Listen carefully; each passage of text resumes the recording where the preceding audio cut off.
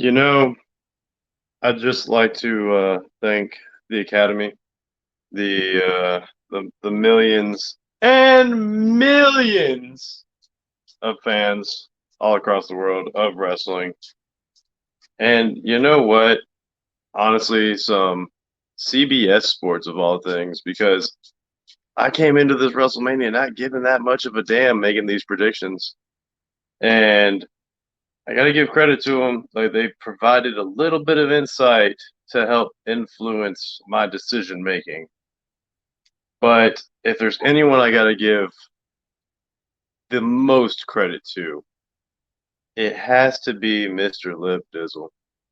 Were it not for him, I would have been in dead last place. But before the main event, he decided to throw in bonus points. And these bonus points propelled me from undesirable to undeniable. And your new tag champion of predictions. Now, without further ado, I would like to introduce my, unfortunate counterparts for tonight. But here they are. Mr. ScooterRay. I will give him his credits. I will. Thank you. Thank you. Thank you.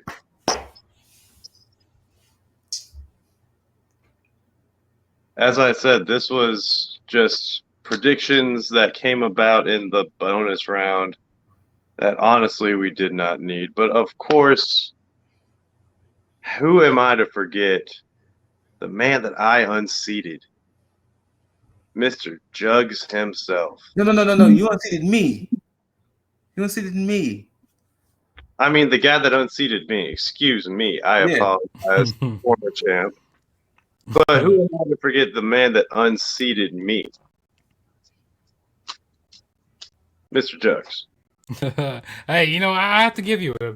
But you know what? I'm the uncrowned champion over here. I'm the uncrowned champion. It should have been me. It should have been me.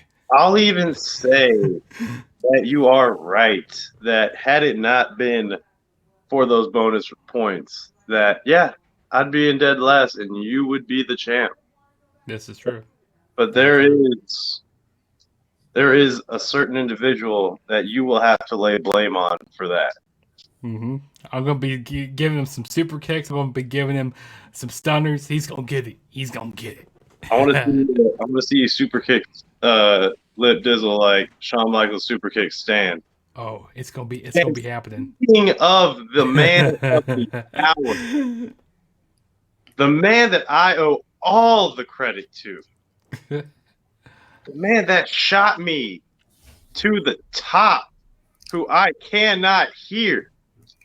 You're muted. We can't hear you right now. The man who gave me all the voice and yet is voiceless himself. Mr. Lip Dizzle. We still can't hear you. Why are you muted? Damn. He's a rookie. Boo. That's the prince of prediction. Can you hear me now? Oh yeah, we can hear you. You good? Oh. Sorry, yeah, just like the prediction guides, it seems like StreamYard's against me too. Look, but here's the thing: why in the hell is Ann New sitting there at the bottom of the screen? Because I mean, he's the new champ. So what? We was letting him pop his shit for a second. I'm not about letting Jaeger pop his shit. Because see, here's the thing: it's already been popped. In this 3 stages of hell prediction shit, for 2.5 stages, I was running this shit.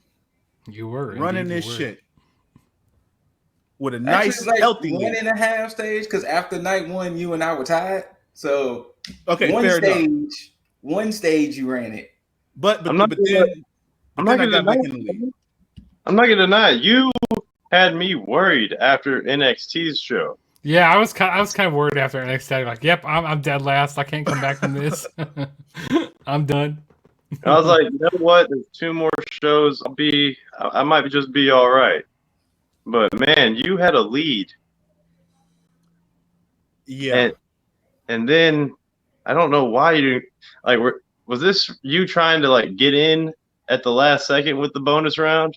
No. So here's the thing that happened. So me and Scoot were realizing, and this is before Jugs got in the lead. Me and Scoot were realizing that had things happened, we would have tied, and we couldn't just have Scoot just leave on a technicality. Not at WrestleMania. No. So Scoot came up. He was like, well, we got to do something. So I was like, okay, here's the deal.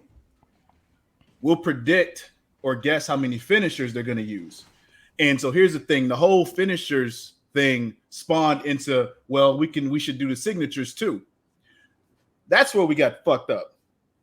Yeah. Because the signatures added some other shit. And this motherfucker down here guessed the spears and the suplexes to the fucking number. Yeah, virtually. And that's what actually propelled him. Him guessing correctly with the suplexes did it. Yeah. And I think had that not happened, Jugs would have been the one to take it. Jugs would have been one number off. If you would have been one number off, it would have been a 3-way tie. And we can't do that. What would we have done had that happen? Okay, so here's the thing, and Scoot is, and this is all Scoot's brainchild here. So what we're gonna do from now on, if it's in any way, shape, or form a tie between any of the challengers, then the championship becomes vacant, and then it's up for grabs at the next one. Interesting. So yeah, I'm trying to think about how a 3-way tie would actually happen in like WWE or just any kind of wrestling standard. if you get some bullshit ass pin, Yeah. What that's exactly what I'm thinking is that while someone like say you got a figure 4 on Scoot, then he's about to tap, but then I go to pin Scoot, put his shoulders on the mat, and so the referee counts the 3, but also acknowledges the tap out. No, here's what we have. So we got you 2 guys in the submission, okay, and then somebody comes up, to go for a pin, okay, and that's how we have a 3-way tie. That's how we have something. We got one guy tapping now, and the other guy getting pinned. That's how it works. That's how it works over here. Oh yeah, because that would have been a 2-way tie. You're right. Or give it as a last man standing 3-way triple threat, and then they all go for the 10 count. Or you have an Iron Man match with 3 guys in it, and they all have the same. They all have the same amount of pins, and that's how you got. Like you have to go into OT. Yeah. But this. Congratulations, Jaeger. You came back from obscurity. You pulled it out. You are the official champ, at least until May 9th, until WrestleMania Backlash. I thought it was May 8th. Is it May 9th? May 9th, one of them two. It's one of those two. It's one of those days. But congratulations again. I'll hand it to you. Even if nobody else will, I'll hand it to you. I reserve the rights to hand anything. I'm the uncrowned champ over here. It should have been me. Right. Y'all know we're here to talk about WrestleMania. It was me, Vince. Yeah, we were talking about how you need to show up and go, it was me, Chugs. It was me. Go ahead, Scoot. But yeah, we're here to talk about WrestleMania. First, we'll talk about WrestleMania SmackDown. I'll be right back.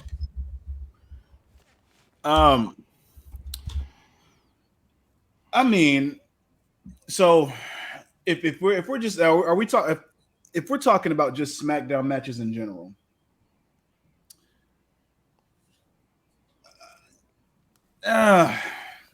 See that main event actually does kind of tarnish a lot of shit because it was lackluster, and even if you take the whole Roman being hurt thing out of the equation, I mean they started off the match with pretty much just going finisher. They basically, it's like they were playing WWE 2K22 and you have and all started your off with stored. all the finishers. Exactly. Yeah. Just went at it. I don't know how, because it's almost predictable in a way. Because a lot of and just for the people watching, the only reason I'm talking about the main event now is because we've seen Brock Lesnar and Roman Reigns so many times that it's just, you know. Oh, we're talking about the main event right now? Yeah. Whoa, hold on. We're gonna get there. I was talking about WrestleMania, SmackDown, as in SmackDown. SmackDown. Yeah. So go ahead. basically, the takeaway from WrestleMania SmackDown is Ricochet is still IC champ. Speaking of Ricochet, why wasn't he defending the title at WrestleMania? I actually, because when I said they did it on WrestleMania SmackDown. Yeah. No, I don't even know why they call it. They have like WrestleMania SmackDown and they got WrestleMania Raw. Like, no, like they should have all the titles be defended at WrestleMania, either night 1 or night 2. You know, there's room on the card to have them there. No IC belt defense, no US belt defense. What the fuck? You left 2 belts on the table, and it made no damn sense. Yeah. But Ricochet, like, I don't mind the Andre Memorial Battle Royal being on SmackDown. I don't mind that being over there. But yeah, so Ricochet retained his title against Los Lotharios. Yeah. Mad Cat Moss. Los who? Los Lotharios. Wait, was it a handicap match? No. Oh, okay. Triple threat. Let me rewind. Randomly on SmackDown 2 weeks ago, Los Lotharios beat him individually back to back. And from that, they got a title shot each. So it ended up being a triple threat. Gotcha. They each beat Ricochet one-on-one, back to back. And from that, triple threat title match. Well, that's stupid. Yeah. Okay. And Madcap Moss is the Andre the Giant Memorial Battle Royal winner this year. So, yeah, that was SmackDown. For WWE loving single names so much, they end up giving this guy Madcap Moss. He's mad capping. Yeah, it's whatever. Then, they had the Hall of Fame ceremony where we had Queen Sharmell, Vader, Steiner Brothers, the Warrior Award recipient Shad Gaspard, and of course, The Undertaker, all getting inducted into the Hall of Fame. I didn't get a chance to fully watch it. I just saw Mm. highlights. But that was the Hall of Fame this year. I did say about this. I heard Undertaker say, what was it? Never say never. Yeah. At the very end. And that worried me. He's coming back at the next Saudi show. Yeah, because when you see now that's where he could have ended it off with the whole, now that I'm in the Hall of Fame, you can rest assured that the Undertaker's going to rest in peace. That was a nice just book into that, but the whole saying never say never thing is just like, nah, don't do that. Don't do that. See, for Sting, it makes sense because he wasn't trying to be on his way out. He got hurt in that main event. And with Seth Rollins, and so now he got that resurgence. So now he's making up for that lost time. Taker has had a good amount of matches that he could have just ended his career on right then and there. Hell, the fucking Lesnar match. No, not even that. The one with AJ, is it the Boneyard match? Boneyard, yeah. Oh, that definitely could have been it. Yeah, that could have been a one and done. Then he had to come back and face Goldberg in some trash ass match, and shit happens. But actually, I think it should have been done after the Roman Reigns match. at 33 when he laid down his hat in the ring. I think that should have been it. In my opinion, because then he came. That's after that's when he did those Saudi matches. Yeah, because then they did the whole Bros of Destruction. Terrible. Yeah. Don't ever check those out. Those are terrible. Well, not the recent ones. The Attitude Era ones go right ahead. You can watch. Oh yeah. But don't be watching those Saudi shows.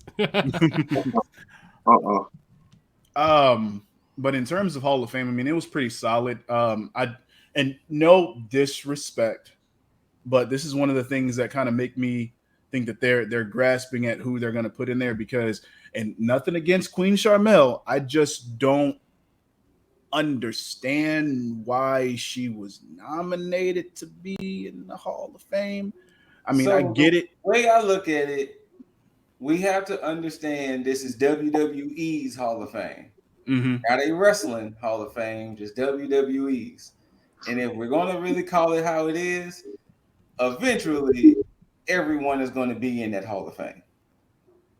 That's an interesting way to put it. Unless you just had such an epic falling out with the company, most likely you're going to be in that Hall of Fame at some point. Oh yeah, I tell you, he's never going to be in the Hall of Fame. Well, actually, the name that cannot be mentioned, he's never going to be in this Hall of Fame. I mean, well, besides him, unfortunately, but I mean, come on, Scott Steiner is now in the Hall of Fame. Yeah, Jericho will be. Danielson will be for sure. Yeah, so at some point they will all be in the Hall of Fame. So regardless of who it is, it's just that your time might come sooner than others. Yeah, but you're going to be in the Hall of Fame. But I mean, this Hall of Fame does seem like it was a return to form, so I'm okay. I'm okay with it. You know, I thought it was interesting how they did it like right after SmackDown. You know, they took apart the ring and stuff because they usually do it like on the night before Mania. Well, I mean, I don't know how I really feel about 2 nights of Mania. I mean, I kind of like it at the same time. I don't. It's like we just have so much wrestling on that weekend. It's like crazy. But that was the Hall of Fame. And then Saturday morning, we got NXT Stand and Deliver. I was surprised to see that many fans in attendance. I mean, because there was a lot of other wrestler shows going on. So, you know, you probably had a lot more hardcore fans. You know, like at WrestleCon and like GCW and you know other indie promotions. Mm. Yeah, but all right, so. First impressions of Stand and Deliver when it was all said and done with. What was the first thought? It was a show. Okay. Yeah. You know, actually, I have to say this. I went back and watched that Fatal 4 women's match. You know, I actually kind of have to give that match a little more credit than what it deserves. I actually kind of enjoyed it a lot better the second time around. Like when I saw that Canadian Destroyer on the ring apron, I kind of popped for that. I kind of popped. And that Spanish Fly, that was nice. My initial thoughts after watching this show was fucking Dizzle. That's all I can think of. Because he was doing great in the predictions. No, because it's goddamn Dolph Ziggler. Oh, okay. I thought you said Dizzle. No, fucking Dizzle because of Ziggler. Okay. He technically took the first dub in a sense because of goddamn Ziggler. I'm telling you, man. Hey, look, Ziggs deserves respect, which we'll get into Raw after Mania as well when we get to that. Okay, yeah. But so I will say, personally speaking, my match of the night, of course, would be the ladder match. You know, I definitely want to give the utmost and biggest shout out to Carmelo Hayes because he held that North American Championship down.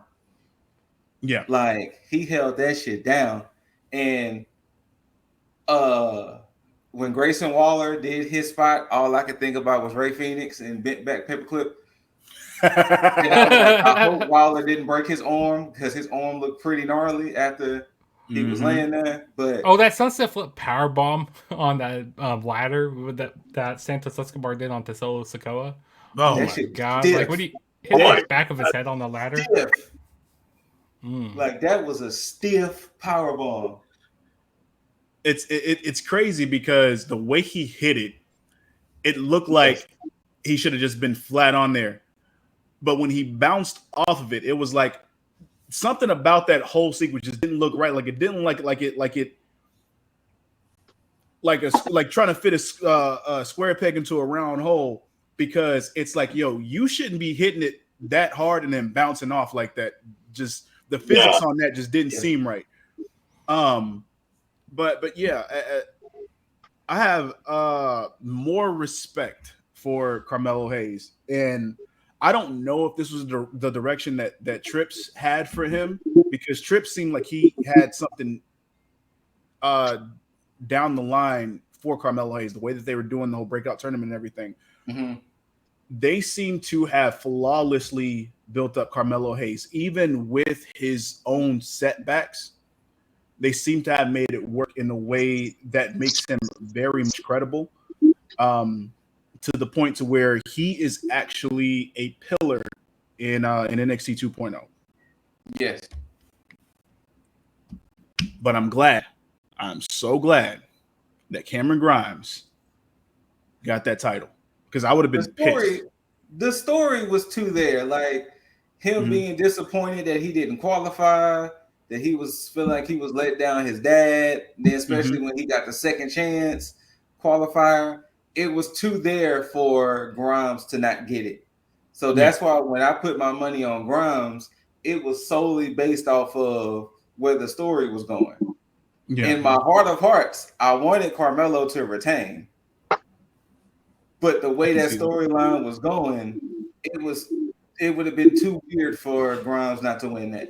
So that's why I ultimately was like, yeah, Grimes got it. This is why I need to do like I do with AEW and watch the product. Because yeah, I didn't know about the backstory of Grimes. At least watch highlights of it. You know what I mean? At least watch highlights. Well, to be fair, it wasn't even so much watching the product. It was really more, I mean, even almost the vignettes kind of showed it. Because like, especially because like, you know, he started feeling that way. Who did he lose to? Oh, when he first lost to Santos, when Santos qualified, he was all like, you know, I had made this promise to my dad before he died that I was going to be champion. And then when Carmelo gave the last chance triple threat match, and the moment I saw that he won that last chance triple threat, it was like, well, I know who won that belt. And on my original predictions, I was actually going with Cameron Grimes. I should have stuck with it, but then my heart was saying, I want Carmelo Hayes to win. That's what I wanted to, but it was like the storyline was too bad. You see, I was thinking that they were pulling the trigger on Solo already. Well, watching it tonight, Solo is his first challenger. Oh shit! Don't tell me Grimes only lasts like 2 days. I doubt it. 3 days. It's going to be his first defense, but I'm pretty sure Grimes is still going to retain. Yeah, but I mean, even before the match, even with all the vignettes and everything like that, you could pretty much tell once the entrances started who was going to win that title, because when in the disrespect of Solo Sikoa, Santos Escobar, and Grayson Waller getting jobber entrances on a fucking WrestleMania-esque show is bullshit for a title at that. Like this is a battle royal, I can understand, but they didn't get jobber entrances. You had to watch the pre-show.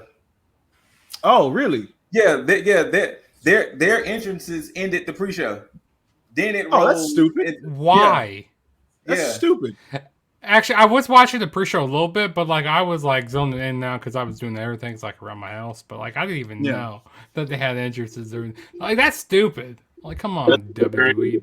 Very, very, very stupid. You know what? That's almost about as stupid as a bit that I'll get into later with WrestleMania. But yeah, right when the pre-show was ending, Solo and Santos came out first, then Solo. That's when it broke into the ending and the whole entrance, and that's when you already saw them in the ring. But I thought it ended. I thought the pre-show ended with the women's tag match. That's why I was like, I guess I just checked out after that. Then you probably did, but yeah. I'm mad that Toxic Attraction, specifically Cheeks and JC lost those tag titles because Yeah, me too. I'm upset. They're getting their rematch right now. Yeah, and see okay. The point. Well, you know what? I'll throw that in the same vein as Raw after Mania. We'll get into that too. Like, what's the point of bringing Raquel Gonzalez and Dakota Kai back as a tag team? Like, they just like decide to bring it back randomly, and then like, what? After being a part. Well, see, that was the reason why I went against them, because the way they was doing the whole Wendy Chu thing, I thought it was going to lead into Wendy Chu thinking Dakota abandoned her or something, or maybe Raquel had something to do with Wendy Chu, but it was whatever. But when I saw it was on the pre-show, that's why I went with Toxic, because it was like, oh, that's on the pre-show. I don't think it's going to change hands. Yeah. They just got back together, but wrong. But Gunther beat up LA Knight. Not too much more to say. Yeah, I wanted something better. The Fatal 4-Way match. I understand what you just said, Jugs, but that match, nah, that wasn't it, Chief. I mean, Cora Jade, you know, she is still great and stuff, but like she wasn't doing too bad. I mean, she's improving slowly, and Mandy Rhodes, you know, she's also getting a little better. You know, as she's been down in NXT, she's definitely not ready to be on Mania. I can tell you that. Yeah, like, she's not ready to be on Mania yet. Like, she's not on the level like of a Charlotte or a Sasha Banks or a Becky Lynch. She's not on any of those levels. But she's gonna be there eventually, you know. It takes takes longer time with certain wrestlers, and this is like in Mandy Rose case, it takes longer with her. And then I was mad because my original pick was Mandy Rose until once again I let them fucking vignettes change my mind. Now see, when I saw that, I was originally kind of going like leaning towards Cora Jade when it was a one-on-one match, but then when they changed it to a fatal 4-way, I go like. You know, I really feel like they don't trust Cora Jade to win the title here. And if it was a one-on-one match, this match would not have been that good. Like, no, this match would have stunk the joint. Yeah, my thing with that one is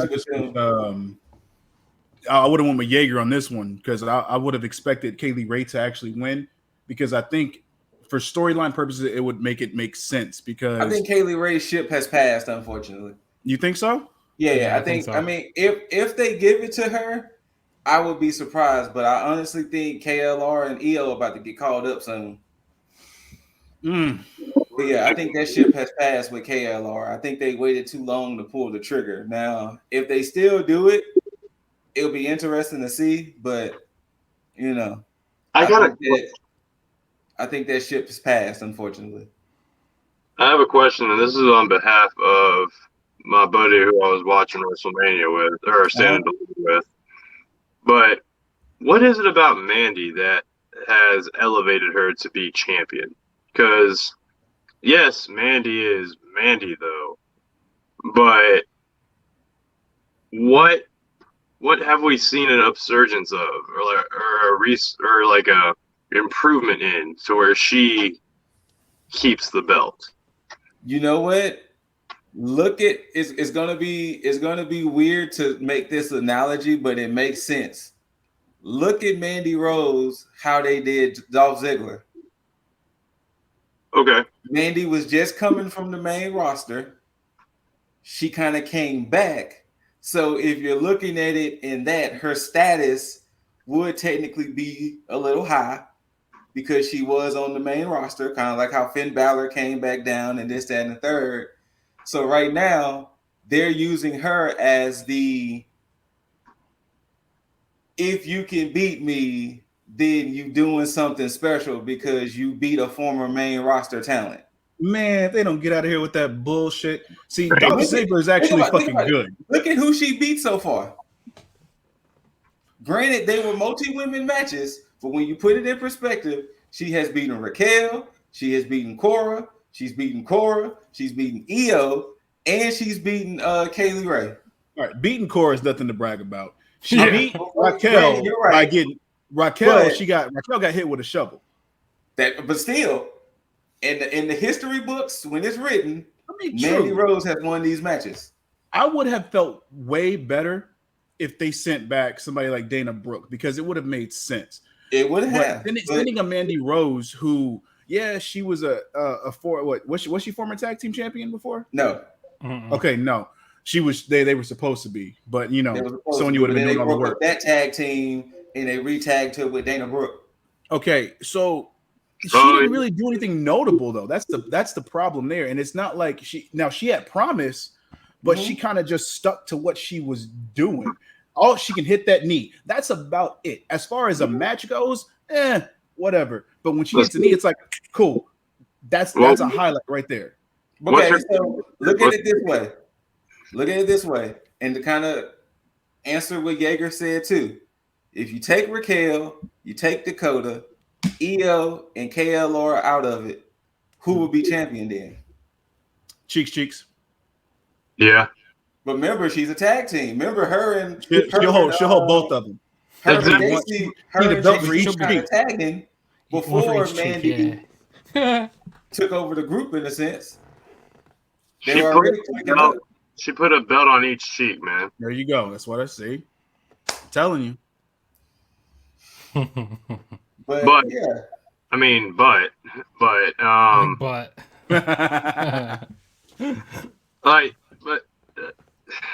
look at what she's done as far as her accomplishments were. Mm-hmm. She teamed with Sonya Deville, Fire and Desire. Mm-hmm. Nothing to show for it. Like Dizzle said, she teamed with Dana Brooke. Nothing to show for it. Nothing to show for it. She had that relationship with Otis. Nothing to show for it. Mm-hmm. She slipped at WrestleMania and nothing to show for it. I got to laugh to show for that one though. Yeah. I think everybody did. Yes. She had a wardrobe. Was it her that had the wardrobe malfunction at Mania? I'm pretty sure everybody. No, well, I'm pretty sure she did. Charlotte had one over the weekend. Yeah. Liz had a couple, but not at Mania. Yeah, I think it would have benefited somebody else in this situation. That's why I brought up Dana Brooke, because she at least you can't fault her for if she goes down, because she did come from there to the point to where you can see her getting better and then learning from that. Only reason I don't include Mandy in that, because I know Mandy was down there for like a spell, is the fact that at least with Dana Brooke, you can see that she would go down there to get better. Mandy was kind of pushed because of her looks and everything. What Dana is happening? What? Oh shit! Something happened.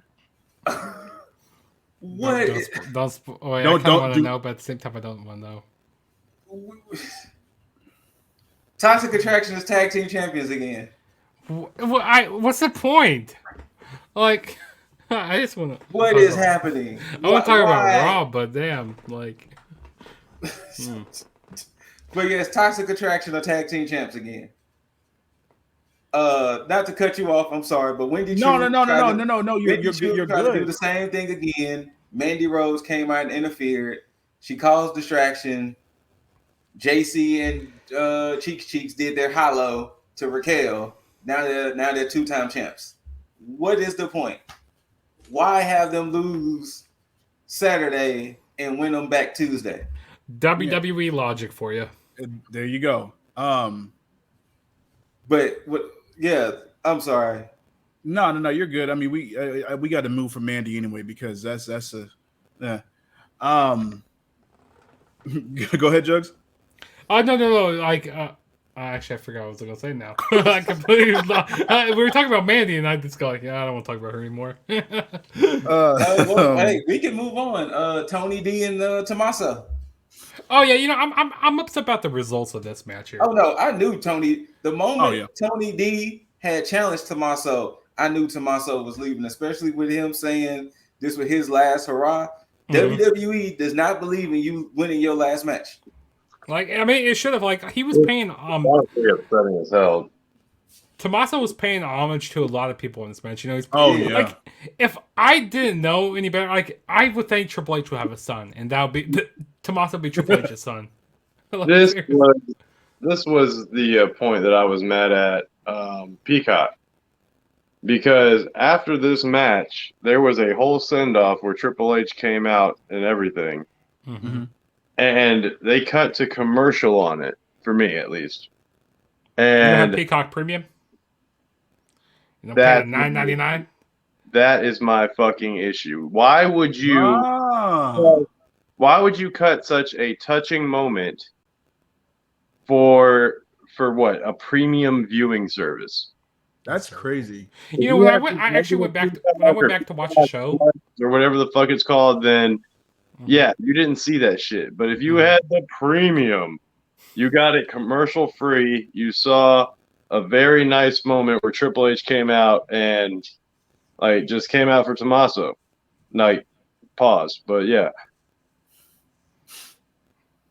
Like, I'm getting tired of like the pushing of premium services in that regard.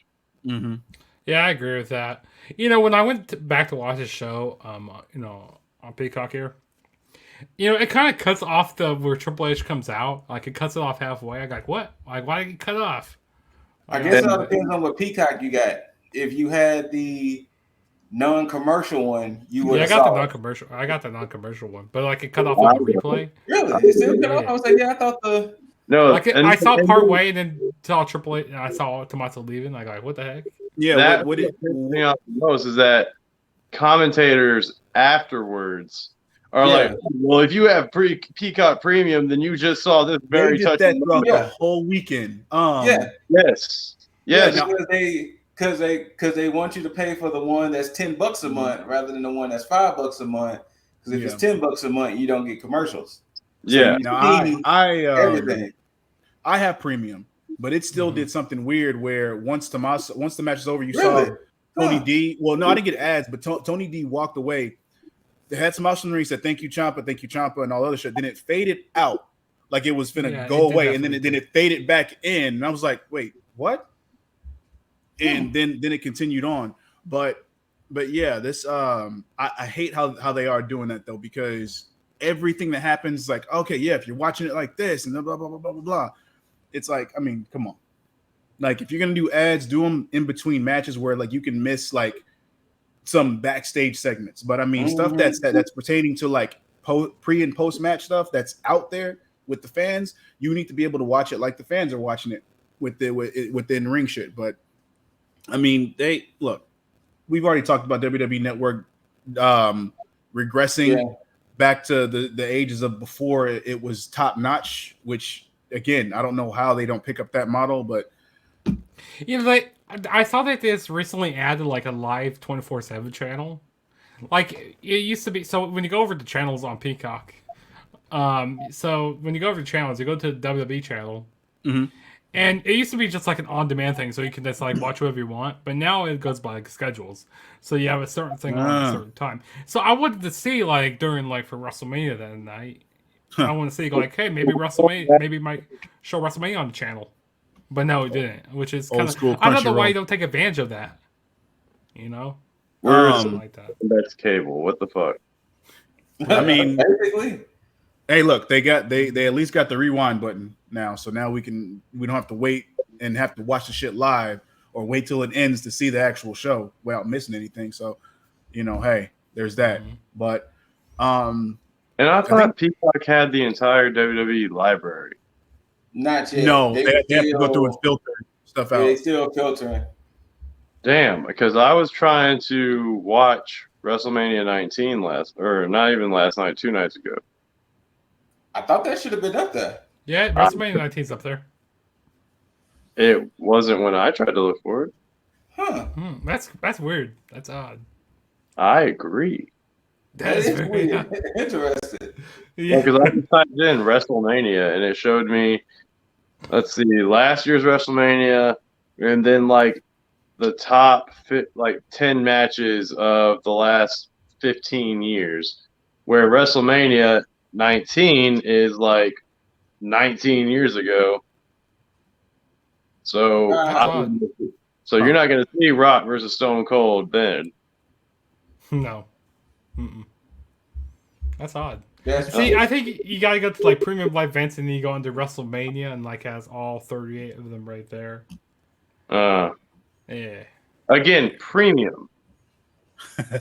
Premium, yeah. Everybody get the That's what the bullshit is then. Is that only premium members got got WrestleMania 19, but then my basic ass only has like these other fucking highlight events.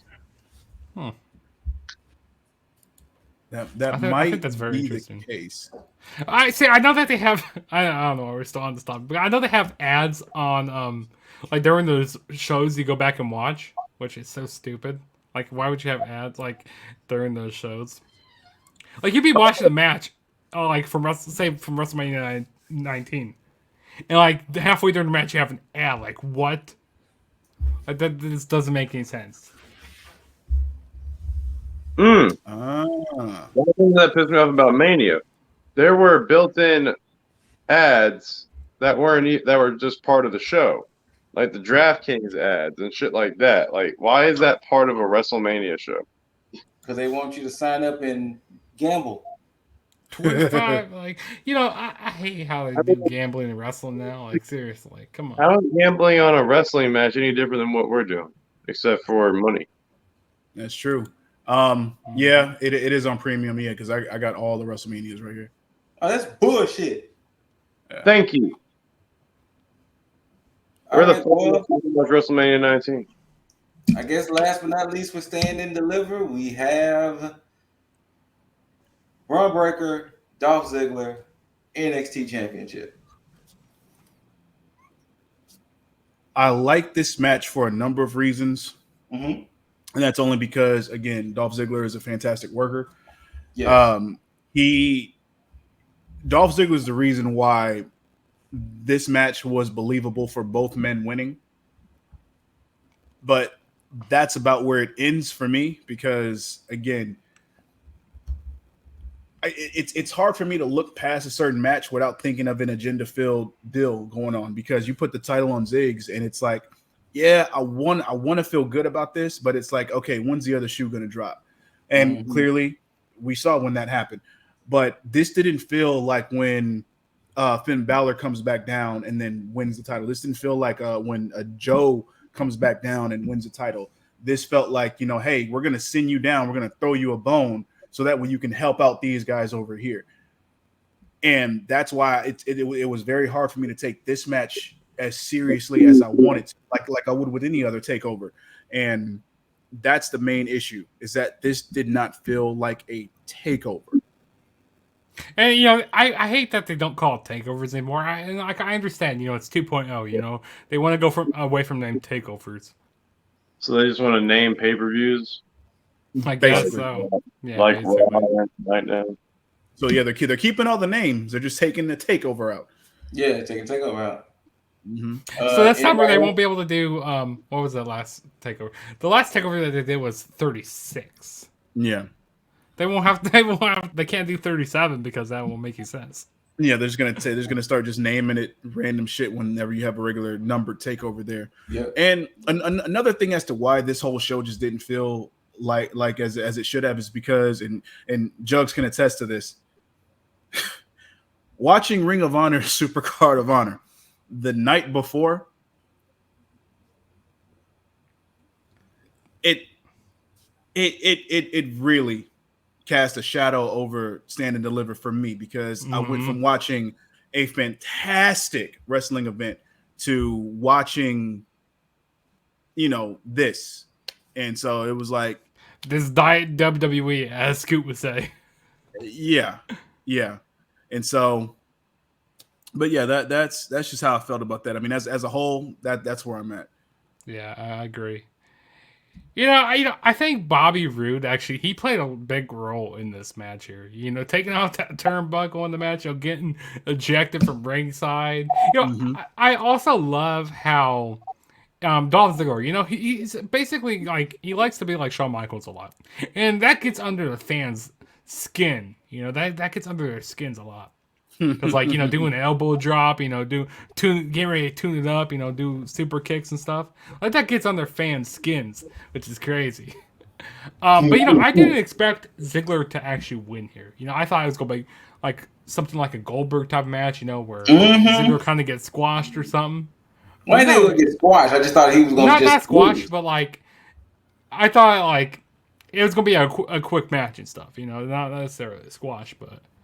because Braun we got Dakota on the screen right now. Oh, Dakota Lions. Oh yeah. The No, keto yams, my guy. Yeah. But no, I just got completely swerved with Ziggler winning. And I go like, yeah, I mean, like you said, Dizzle, I want to feel good about this, but at the same time, I'm going, what's their long-term booking for this? Like, I mean, they don't really have any, to be honest with you. Like seeing what happened on Monday Night Raw, like, yeah. And we'll get that. We'll get that. Yeah. Well, that was NXT Stand and Deliver. It was all right. It was a show. It wasn't the best in the lines of takeovers and takeover like events, but it had some highs, it had some lows. Thank God for that ladder match. And the main event, because it was pretty good. Now, I would say that ladder match was better than the Revolution ladder match that they had. It had a lot more athleticism. You had a lot more crazy spots going on in this match here than the one for AW Revolution. I'll have to say that. That was NXT Stand and Deliver. Now we're moving on to WrestleMania Saturday night. Thank God when Becky Lynch and Bianca Bel-Air came on, because boy, I was losing interest. Yeah.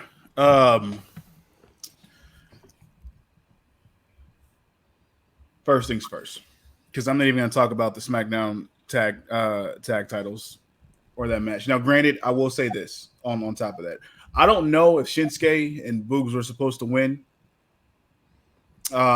It seems like they were, because with Boogs, him getting injured, kind of getting carted off, or not getting carried off after, and then them bringing up later on in the night. Like, this seems like a legitimate injury. This doesn't seem like kayfabe. Oh yeah, no, he's hurt for real. Definitely. Yeah, he really hurt his quad. Yeah. Yeah. Cool.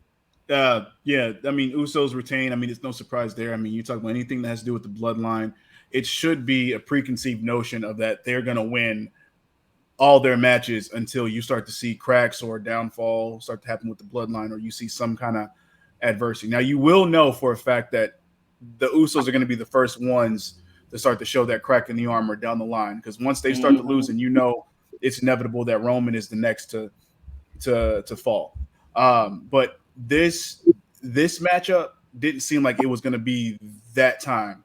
So it seems like there's going to be a tag team that I would hope, build up to take on the Usos. Corbin and McIntyre. I did like the promo for this, the video package for this. How they how Corbin has transformed into Happy Corbin. I thought it was funny.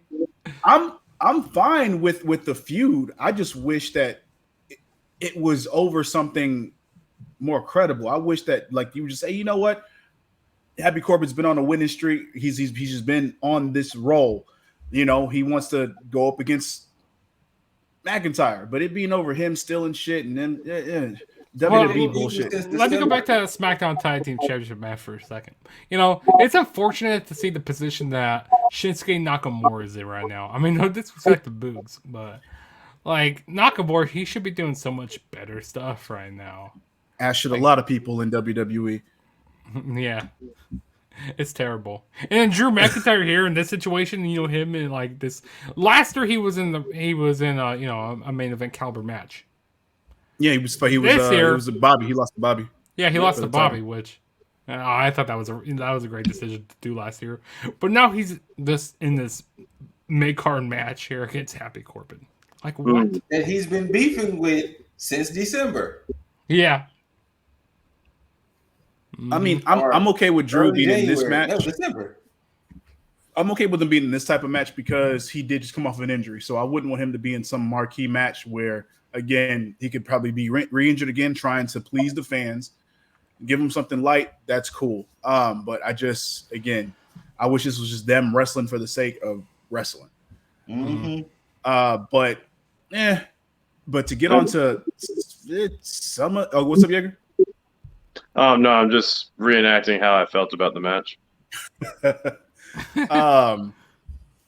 So the first highlight, I guess, that I would have, surprising as it may be, Logan Paul. Yeah. Yes. Yeah, Planet. yeah, I gotta give credit where it's due, man. He had the drip, he had the whole personality ready. He actually came to the ring looking like a wrestler, albeit green, like a green around the edges, but like I feel like he did the Bad Bunny and put in the time and got some training. Mm-hmm. Yeah. He looked like he belonged. I think all the celebrities during this week they kind of showed out. All of them, which we'll talk about night through here, with the Knoxville match. But I think all celebrities showed out really. They did. For the most part. But that's about as far as that goes for me with this match. I'm glad Miz got a fucking win. Yeah. Because I'm sick of him just being the company man and just doing the job for them. Because he look, as much flack as Miz gets, he deserves better. He does. He deserved the better title run than what he got when he lost to Lashley. I felt that they missed on capitalizing off of him with the 2016 SmackDown run when he had the Intercontinental Championship. Yes, definitely that one.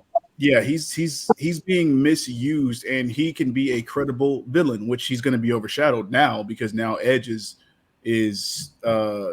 the big bad, or going to be the big bad on Raw. So, but yeah, Miz and Logan Paul go over, so I'm cool with that. But then we get into, as Scoot would say, the savior. Yeah, Bianca Belair and Becky Lynch. Now, before we get into it, I will personally want to slightly apologize to Becky because I've been giving Becky a lot of flack this whole time, especially since she came back and won the belt. Y'all know how we felt about that. Mm-hmm. And her character work has been kind of all over the place, but it kind of made me remember Lynch can really go. Oh, yeah. And when it came down to it, her and Bianca had a very good match. Mm-hmm. Very good match. And of course, the one who won should have won. Because if Becky would have retained, then it just would have been like, wow. Robbery. Being the only person here that actually picked Becky to win, I'll tell you why. Yeah, why? Yeah, why did you? Yeah, tell us why did you pick Becky? Yeah, because she was going into this new like villain-esque character change where it's like, well, now because I seen how the fans treated me, it's like I would have sold my soul to keep this and all this other shit. So it's like, okay, they may be going somewhere further with this to give her more of an edge, and then have Bianca climb up a bigger hill. And after watching last night's Raw After Mania, the decision would still stand that I would have still picked Becky to win because, granted, here's the problem with what WWE has done with Bianca. She deserved to get her belt back earlier. The problem with this is that they prolonged this whole deal and they didn't do the necessary work to build up Bianca and capitalize off of her losing the way that she did. It was pretty much the same song and dance as it rolled on, and you didn't do anything credible to build her up to where it's like, I'm going to fight my way up to this point. It's just you had her chasing after Becky, not her saying, yeah, I'm going to bite down and earn my way back into this situation. It was just you already knew that they were going to have a collision course at WrestleMania. It wasn't something where it was like, this feels organic. It's like, nope, this feels like that's what they're planning now. So, and I didn't like that. It's not what WrestleMania is. Now, granted, WWE has not been WrestleMania for a while, but that's why I chose Bex to win, because I felt like that's the way that they were going to go with that. Okay. I will say this though, that was the best KOD that I've ever seen delivered. I mean, that was some WrestleMania stank on that KOD. Yeah. Yeah. Mhm. Yes, it was definitely my match of the night. Like, I understood what happened a little bit later. It was still my favorite match of the night. I mean, and then Bianca even had the best entrance of the night. Shout out to TSU. You know, she even had the best entrance of the night. Well, Yeah. actually, both nights.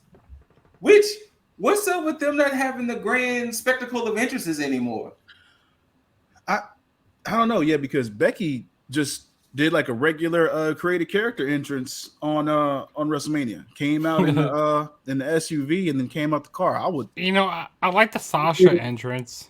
You know, her coming out in the car. You know, paying homage, like It was still kind of paying homage to Eddie a little bit. I mean, yeah, but it was just Naomi throwing ass in a Lamborghini. exactly. So like I said, Sasha should have drove down the ramp. Should have drove down the ramp. Yeah, and then risk dropping like a $250,000 on that car. Hey, it's Yes. WrestleMania. Something got to happen. WrestleMania, exactly. It's WrestleMania. Hey, look, if John Cena can drive full speed into the arena in a Ford GT. Smashing through that glass. Oh man. Yeah. Hey, Eddie coming down a lowrider on multiple occasions. Yes. Kurt Angle with the milk truck. Yeah, I agree about these entrances at Mania. I mean, yeah. they did flip a Jeep for the big show, so but you know what? Becky and her Lady Gaga appearance aside, like seriously, with the straightened hair and the sunglasses and the wild ass wrestling outfit, I was just like, all right, Becky, this is like it made me miss. And her ass was damn near hanging out. Yeah. I mean, I wasn't ashamed of it. I mean, like, no one's mad at that, but it made me miss Steampunk Bex. A little bit. Just a little bit. Yeah. No, it's big time Bex now. Yeah. She got a whole bunch of. I almost want to call her Gaga Bex now, but Gaga Bex. All right. So, do we want to fast forward to Seth Rollins? Of course. Yeah. Look. Yeah. All right. Rollins' character work as of late. Ever since he became the visionary, ever since he fully leaned into this character, his whole happy, maniacal self, and it was just beautiful. Like I hate all the hoops they jumped through for him to have this match, but for him to come out in that amazingly amazing outfit he was in, you know, being a choir director and all, and then him waiting on his opponent. Then the whole choir thing kind of reminded me of when Cena came out at WrestleMania 27. Yeah, do that whole choir thing. Yeah, them doing the not to cross that. Yeah, not to cross brands here, but how are you going to give Rollins credit for his drip, but not Don Callis credit for his? Oh, simple. Fuck Don Callis. Yeah. Whoa. Hold on. I'm sorry, Jugs, because we glossed over this. Like we didn't even touch it, and it came back to me. Why the fuck was Malcolm Bivens wearing all that fucking pink with a pink do-rag?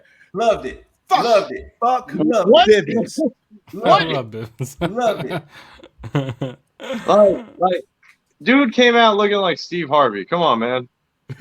Steve Harvey ready to sell drugs. Bivens That's what it was. Forever. Harvey. Bivens forever. Malcolm Harvey. Yes. Rollins there was like Bill, like before Seth Rollins tweeted something out on Twitter, and it was kind of funny. He actually took a thing of, I think it was not Jungle Boy, it was Marco's stunt on Twitter, which I thought was funny. I was dying laughing like that. Like, wait, like I knew he was like doing he was trolling us fans, but like I was dying laughing at that. Like it's no way, it's not gonna be them. Like we all knew it was gonna be Cody. We all knew that. So why didn't you think it was gonna be Cody, Dizzle?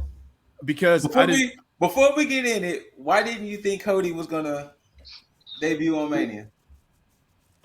So as I stated in Tag Talk, a Dizzle moment. The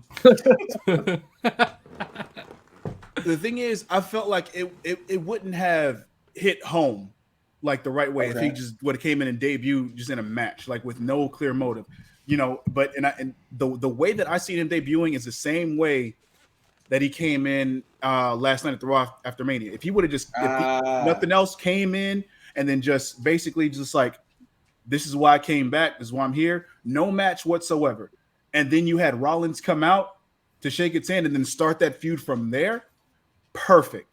But for him to come in and have a match, it's even after watching it, still fine, but it still is lackluster to me because it's like just to come in and automatically have one WrestleMania match over everybody that's been working there so far. You know, if you put it that way, it makes sense. Yeah, I mean, the same way they brought Rousey in. But Rousey actually, if she got slotted into Rumble, so I'm okay with that because hell, how many people get slotted in a Rumble on a yearly basis? So that's why that makes sense to me. And on top of that, their women's roster is lacking in the numbers area, so they hurting for people. And if would you had Rollins face then? Shane McMahon, no, I'm kidding. The Fiend. If he's gonna lose to somebody that can actually use that, you honestly put him up against Veer. Give Veer something. Give him some type of push instead of bringing him out to fuck up the Mysterios. He's mid card at this point. Like, I mean, unless you got it. If he comes in and beats Rollins on a Mania, and you've been plugging him this whole time, you talk about, okay, Raw after Mania, we know what star we need to look forward to this year. But to have him come in, bad idea, now that you said that. Yeah, having him just come in at the Raw after Mania without any fucking star power other than, you know, Veer's coming, and then have him do this, again, you know, when Cody did his entrance, well, before he even came out, when I saw the pyro hit, like, it's Jericho, because that seems like some Jericho. That seems like some Jericho pyro, like it really does. And how he's in this whole JAS over there, the Jericho Appreciation Society in AEW right now. You know, saying they're entertainers. You know, taking shots at WWE. I'll give them that for the whole sports entertainer thing. But. Yeah, when they did that pyro there, I thought that was hilarious. But you know, I like how Cody came out to, like, when it said wrestling has more than one royal family. I mean, I already knew that Cody owned the rights to that song. You know, of course he was you know, an owner there, executive over there in AEW. So I knew he already owned the rights to the song. When I heard that, I lost my shit a little bit there. I lost it just a little bit. Yeah. Like I mean, I expected him to show up, but like I marked out just a little bit. I mean, if I was thinking of possible alternatives, you could have given it to the guy who had just lost a few hours before, Braun Breaker. Just had him call it. Or, you know, they could have gave it. No, I was about to say Ciampa. I mean, you could have. Ciampa wouldn't have been bad either. No. But you know how they were hyping up? They were saying a former WWE. They said former WWE champion, but Cody's never won the WWE championship before. No, that was just them trolling. Yeah, that was. Oh no! What they did was say because it was a picture of Vacant, and that's what it was. Didn't he win a belt though? Yeah, Cody was Intercontinental. That's what I'm saying. Yeah. So I mean, he technically was a former WWE champion. But like he's never won the big. He never won the big. Yeah, I think the tweet, the meme was of I think it said world champion. Oh, I think it did because that's when it had a picture of Vacant, and then it had the picture of Rollins when he tweaked his knee and he had to vacate the title. Yeah, it was gonna be Kane, Mayor Kane. That's who it was gonna be. He was gonna come injured. I would have cut the TV off. If it was Mayor Kane, oh my god! I would have cut the TV off. But yeah, I mean the match wasn't bad. It was a pretty solid match for these two. But again, it was still weird for me to watch that match. And again, nothing against the match. It was just weird for me to watch it because it just didn't feel warranted to have Cody just come out and automatically just wrestle Rollins and then have that happen. And that's probably go ahead. I was gonna say, which I really felt weird about. Like, yeah, it's Cody debuting. Of course, you're going to try and put on the best show you can. But I felt like this match dragged on a little bit. I definitely feel like this match could have been over sooner. You know what? Night 1, I was looking back at the time length of all these matches for Night 1 over Night 2. Night 1 had so much longer matches. Yeah. Yes. They give matches time, which I'm happy about. I like that aspect. Which at the end, I want to kind of ask you guys, like, what was your favorite Night 1 or Night 2 at the end here? Bianca Bel-Air and Becky Lynch was my favorite match of the whole weekend. No, not the favorite, like not your favorite match, like your favorite Night 1 or Night 2. Oh, Night 1. Night 1. Yeah. Night 1. I think it's for 3 years in a row because like last year I thought Night 1 was better, and then 36 I thought Night 1 was better also. Mm-hmm. Yeah, Night 1 easily. Mm-hmm. Let's get to the main event, which was Ronda Rousey and Charlotte. All right, cool. Next match was I about fell asleep during this match here. No, not gonna lie, I about fell asleep during this match. I mean, if I wasn't at work, I would have probably fallen asleep as well. Because it was starting to get late for this show. It was stale. It wasn't that good of a fight. And having Charlotte retain, like what? Yeah, Charlotte retained. The most notable thing, and here's a funny thing outside of that. There's something that told me that Charlotte was going to retain, but you know my rule when you picking Charlotte for shit. The most notable thing in this match, the most newsworthy thing, was Charlotte's breast popping out. That's about it. Other than that, this match was like trash. Yeah, when I saw the screen go darker, like, yep, there's a wardrobe malfunction. And I think I completely missed that part. Oh, it's there. Well, yeah, it's I there. don't. It may be there. I mean, it's there for a brief second. Yeah, it's there. Yeah. Well, well, time to pop on the peacock. But yeah, other than that match was mid. Yeah, I mean, so moving on to the real main event. You know, I'm not surprised. I'm not surprised that Charlotte retained because her last name is Flair, and well, they have to give her that win over Ronda. I mean, what other accolades does Charlotte need? Look, and again, nothing against Charlotte. She's basically done anything. She's done everything that there is to do.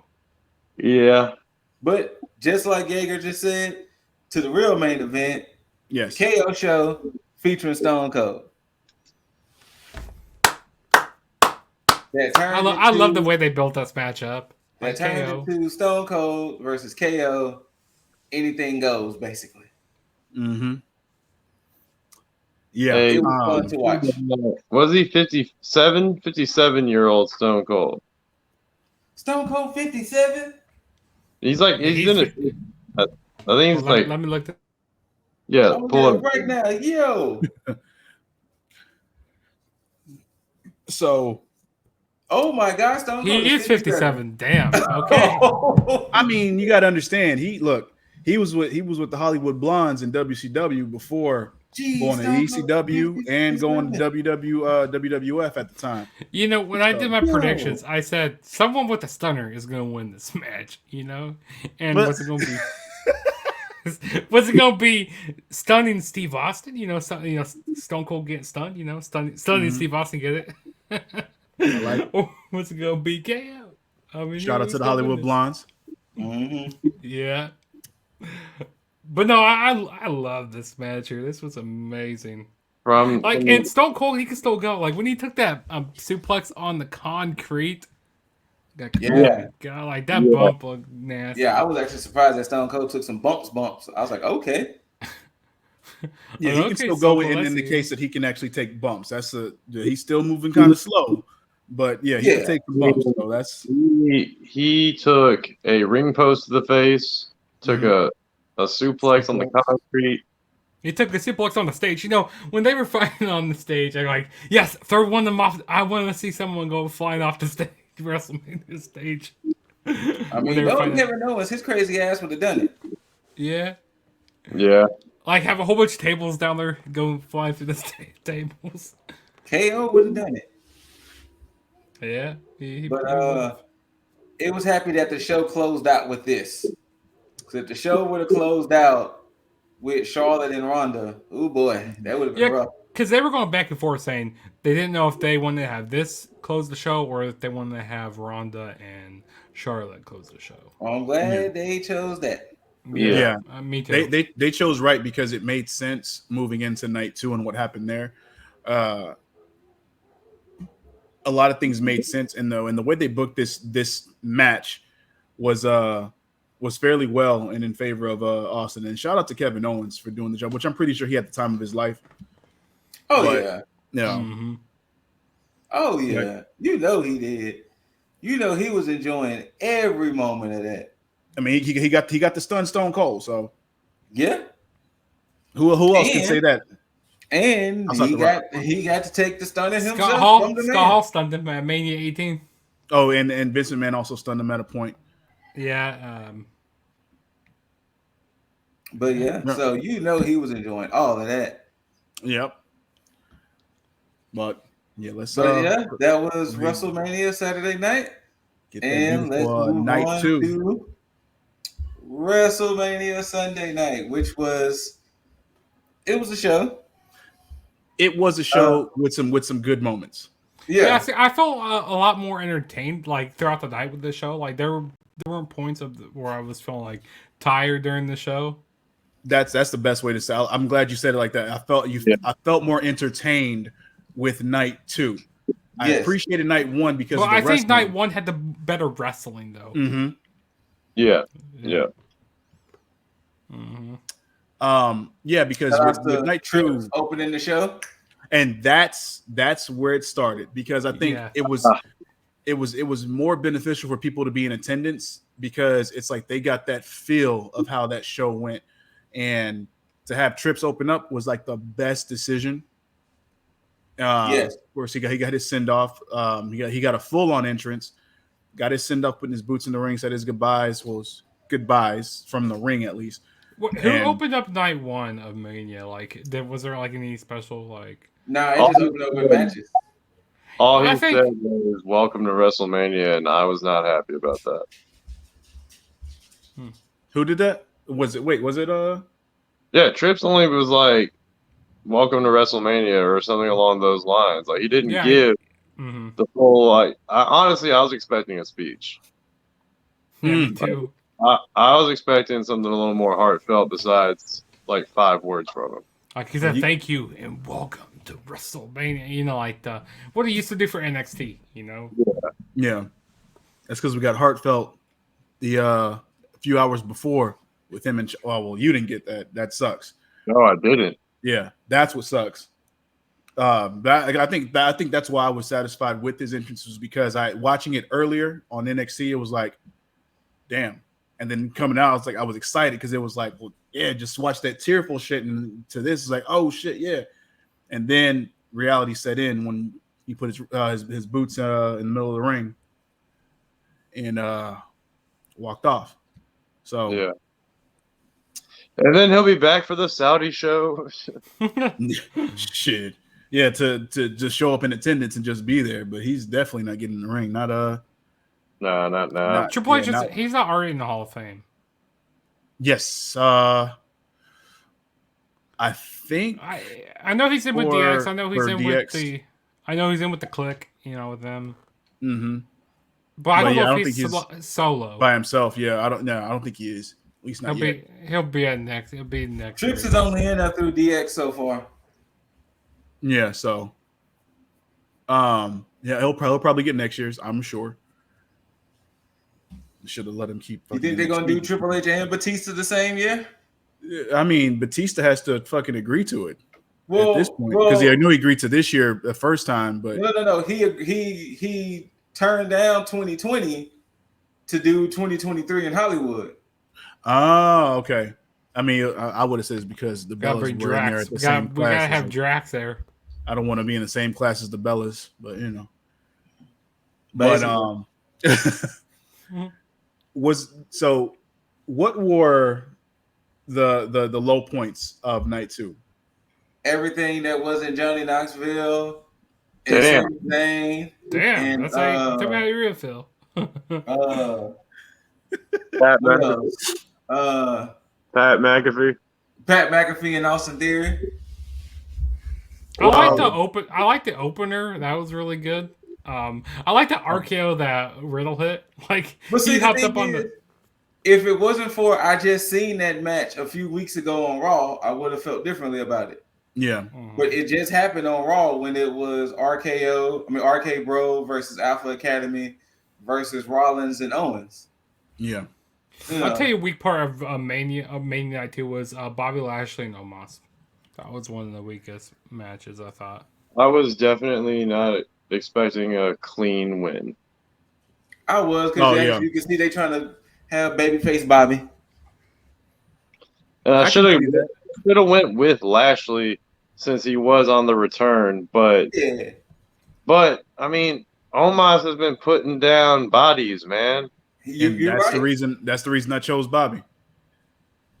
Because it was more. The storyline was more of who can topple this giant. And, I mean, but like Omos doesn't win out of this. Like Omos doesn't come out of this unscathed. That's true. Which is why you give him a mouthpiece in the process. Yeah, because I saw him that last week. I saw him cutting a promo. He was saying how or maybe it was the week before. I don't remember. He said that he could beat anyone. Like I go, like, what are you saying, Omos? Like I don't even understand what you're saying right now. It's the evolution, and this it's like for some it's a WWE standard for some odd reason. I mean, other promotions do it too, but it's like that evolution of the big man. It's like you have them come in, they dominate, and they keep doing. Then what's the next progression? It's like you try to set them up for a title. They can't talk, so you put them with a mouthpiece, and then you have them say everything and then set up everything to where they can win a title, and they emote for everybody. Give him not only do you give him any mouthpiece, but you give him the most valuable. I swear to God, Malcolm Bivens. That would have been amazing. But yeah, so give him Bobby Heenan. Give him Heenan. Let's talk about Knoxville and Zayn. You know, I don't know who said this, but that match did not need to be as good as it was. It was definitely one of those ones where it was like that shouldn't have been as good as it was. I was laughing during the whole match, like all the stupid stuff that was going on, and like the commentary with Pat McAfee. Who was that guy who started like dancing and stuff? Like, Chris Pontius. Yeah, Chris Pontius. Yeah, I thought that was hilarious. He goes like, "Oh, I see like, what's that?" Mm-hmm. I said, "Party boy, party boy." Yeah, party boy. Mm-hmm. He was like, "I seen that ass multiple times." Like Pat McAfee was hilarious. Yeah, when Pat McAfee uttered this sentence, he's putting that thing up on Zayn. them cheeks were. He said them cheeks were clapping. I was like, oh, so. I mean, it's WrestleMania, so you can pretty much say whatever you want at this point. So, but putting that thing up on Zayn, and then Michael was like, "How do you know? Like, how many times have you seen his ass?" Like, speaking for experience there. There you go. Yeah, I mean, I enjoyed the match. It was cool. I really thought Zayn would get some type of win since he did lose his Intercontinental Championship. The moment I saw all those props and all the hijinks that was happening, that's when I realized Knoxville was going to win. Because at first, when they first announced the match, it was a regular match. It wasn't like a week or two in, then they end up making it anything goes. But then, because I was the same way, I was kind of on the Zayn train too until all the props and all of the gimmicks started coming out. Then it was like, yeah, Knoxville's gonna win. Craziness. Which, by the way, people, go out and watch Jackass Forever if you haven't. I still have not seen it yet. Yo, why is that on Paramount Plus? And then you had a Paramount movie. It's okay. Hey, look, you guys can use my login. It's perfectly fine. Slide me that. Appreciate the hookup over there. But yeah, man. It wasn't a bad showing for now. I mean, it was that obligatory, gimmick match for WrestleMania, which is cool. I mean, I'm used to seeing Shane and Vince in those type of matches, but I just Zayn is too good for this shit, man. Like, look, as character wise, which I hate when you show how good of a character you can be, they throw you in shit like this because Zayn, when he came back, when he had that feud with Jeff Hardy for the Intercontinental Championship, that was his wheelhouse. I was like, this is where we need to see Zayn moving forward. You know, he has his character, cool. He's already good in the ring, awesome. Let's move forward with this. But the moment that he starts showing how good of a heel he can be, then you start getting more into this area. And this is what worries me about that, because Kevin Owens is in a good position where he showed a good character and he kind of made it through the rough patches, and now he's doing shit like this. But where does it go for Zayn, though? That's my issue. Just be probably floating around SmackDown, you know. It's like, this was a conspiracy. He's gonna say this was. They're trying to still get, they're still trying to get him. Yeah, he's gonna continue that stuff. Like, he deserves, like I said, Dizzle, he deserves so much better than what he's doing right now. And he's like, I love his character work that he's doing, but like ring wise, he could do so much better. Oh, like, he's a great wrestler. I want bring El Generico. Let him be El Generico. I'd be fine with that, but they may start us that shit. They may just have him just be El Generico the whole time and forget, or they may what was it? What did Owen Hart do? Blue Blazer. That's what it was. Yeah, they made Blue Blazer the shit. So yeah, but it is what it was. I mean, it was very entertaining. I'll give it that, but I personally wanted more from it.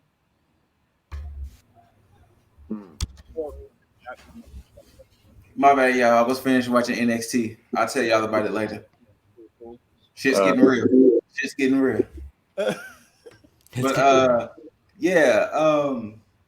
I thoroughly enjoyed it. Like I said, it had no right to be as good as it was. The hijinks, and they did tell it was a good person with Zayn to do it, because considering how his character has been in the last few years. By the way, did anybody call that number? That would be funny if that's actually said. No, I did not call it. Someone should call that. You know what? I'm gonna go back and watch me. I'm just gonna call that number. But this phone number does not exist.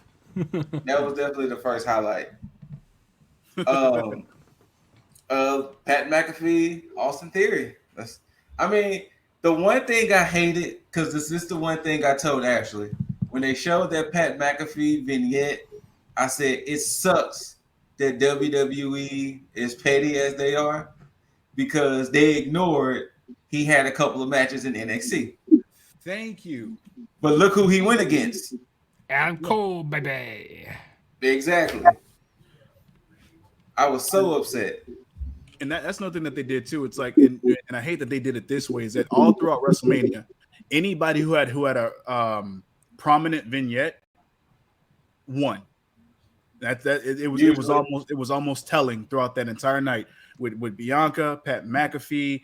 Now Stone Cold was different because you had pretty much Owens talking for him, but throughout everything, for the most part, at least a good 75% of those vignettes, those people won. But this match, I mean, and I'm with you, Scoot. I think that if they would have brought up the whole thing of him being down in NXT and wrestling there, even if they didn't show the faces of said people, they could have just showed him doing, the moonsault and certain things here and there. But because I think he deserved it, because even back then, like, we didn't think that it was going to be anything, once he came in, and then he surprised us. Then he surprised me even more with this match, because of course he was and still is an athlete, but he's shown his athletic prowess. But one thing I did not know is that when he retired, which I'm glad this is part of that story, that he went and started training for professional wrestling. I didn't know that, because I thought he started training like right when he, started doing his stuff with WWE. Yeah, like when he was about to have his match with Adam Cole, which I thought that was a nice wrinkle into like showing that in the video package. And Pat McAfee, he's a mark for the business. Absolutely. Yeah, show him when he was a little kid. You know, he wanted before he even was a football player. You know, before he was even a punter, he wanted to get inside the ring. I love that whole story that they did with that vignette, and Yeah. it made me have way more respect for him in this regard, because for somebody to take it that seriously, it speaks to the IWC as a whole. It's like, okay, yeah, well, like kind of how Tony Khan is. It's like, yo, that's one of us. And to have him come in, take it seriously, and then want to be there, it's like, this is the type of people that I want working for these companies. People that actually take it seriously and have a not even if you had a passion for it, but even if you have a bit of respect just for the business itself, it goes a long way. And I also like how different athletes can transition. They transition over pretty good. I like how they can transition, or at least have the respect for the business. Which is a great thing, and that's what Pat McAfee's doing here. Gotta love it. Who had on their bingo card that match was going to turn into Pat McAfee versus Vince McMahon? Look, I did not see that coming. I did not either. It was rumored that they were supposed to have a match, but I didn't expect it. I didn't expect it that night. And then when Stone Cold came out during that, like you said, you put something in the group chat, like, wait, what does that stand for? He said Stone Cold Steve Austin, like, there's no way it's going to show up. And then I heard the Glass Shutter. I lost my shit. All of that was happening with Vince getting ready to fight and everything, and especially after he won, I was like, yep, this is the perfect time to close it out with Stone Cold. Yeah. Mm-hmm. Look. Whatever rumors, look, and I'm pretty sure that's pretty much where the rumors ended, with him and Pat McAfee having that moment in the ring. Mm-hmm. Vince should not do anything physical. I thought anymore. I thought when Vince had that football, like, please don't kick that football into the crowd. Like, you're gonna tear a quad. It's gonna be Royal Rumble 2005 all over again. Please don't do that. Please don't tear a quad. Or when he took that stunner looked that was bad. That was hilariously bad. It's hilariously bad, yeah. It was. Yeah. and then for Austin to try to sit there and save it was just. It's a good thing it was a feel-good moment, because had it been anything else, it would have been a disaster. But because it was what it was, everybody was in on the joke. It's like, it's these two. Fuck it, they're old. Yeah. So. Yeah, I agree. Vince should not be doing anything physical, but he does look like he looks like he's in great shape though. Like, that man goes to the gym so much. It looks like he goes to the gym so much. Yeah, he does, but it's Vinnie Mac. It's good. It's Vinnie Mac. We luckily it didn't end with Vinnie Mac's stunner. No. Luckily, we ended, with Pat McAfee taking that amazing stunner.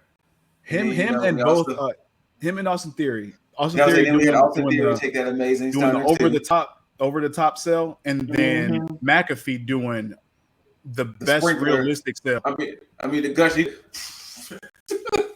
One of the best sells ever. One of the best oversells was with Scott Hall when he took it at Mania 18 when he flipped back. But then I love how he threw McAfee the beer, but then you see McAfee on the ground later on, just like just having it.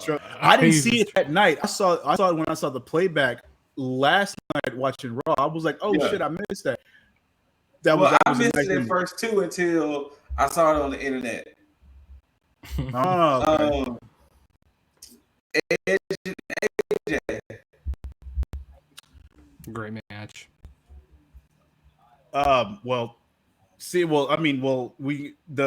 match that happened right before that was AJ versus the set piece. Yes, AJ versus the set piece. You're right.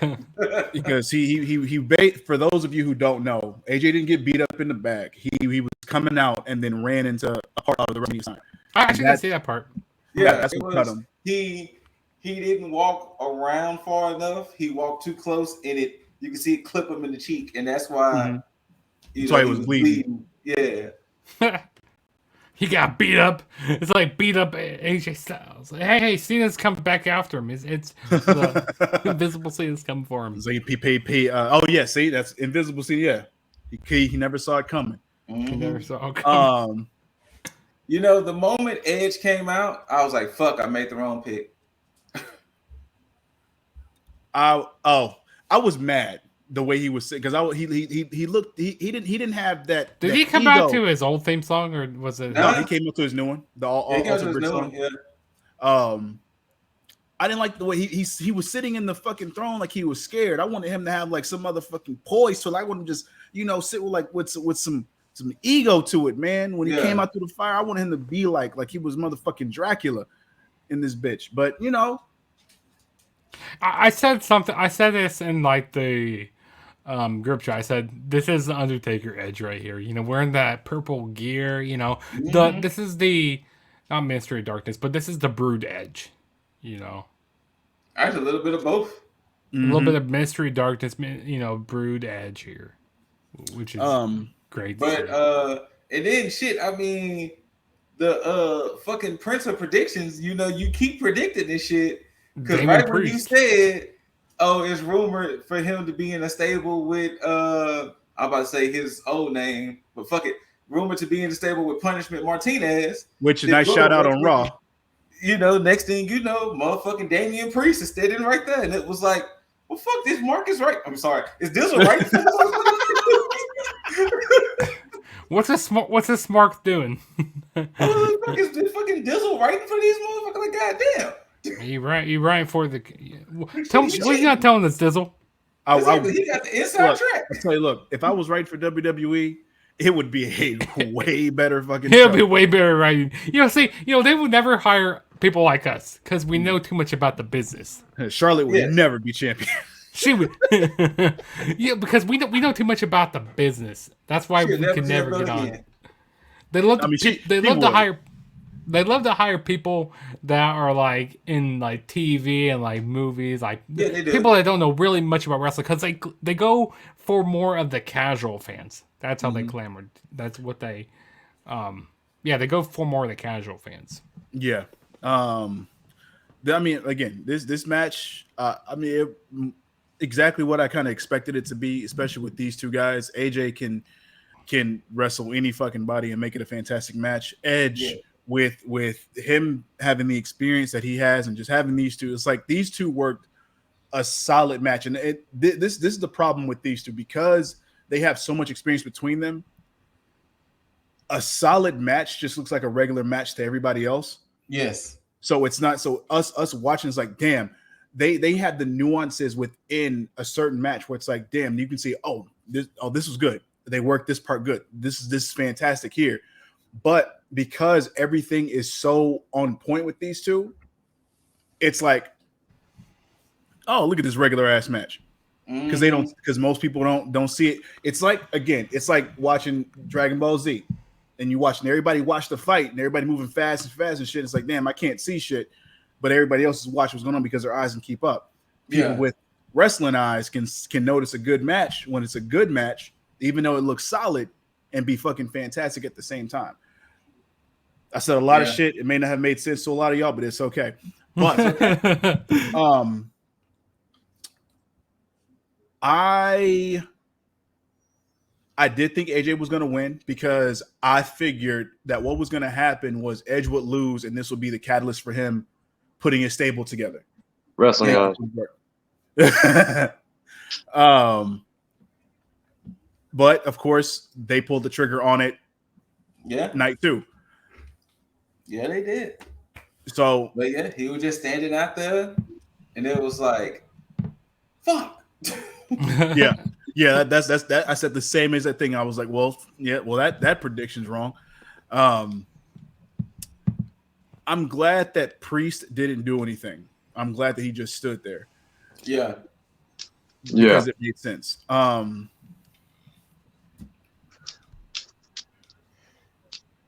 I don't know what their dynamic is going to be. Now, I mean, we'll get into it when we talk about Raw after Mania. So I'll save that for then. But yeah, everything with this match solid. Yeah, I had no complaints. At times, I keep forgetting it happened in night 2 because other stuff happened. Now, the main event. I don't know how long y'all want to spend on it, but Roman Reigns is champion. Yeah, I mean, we pretty much talked about it in the beginning when we mistakenly, well, I mistakenly, everybody started off with 5 finishers and they used it. Yes, Yeah.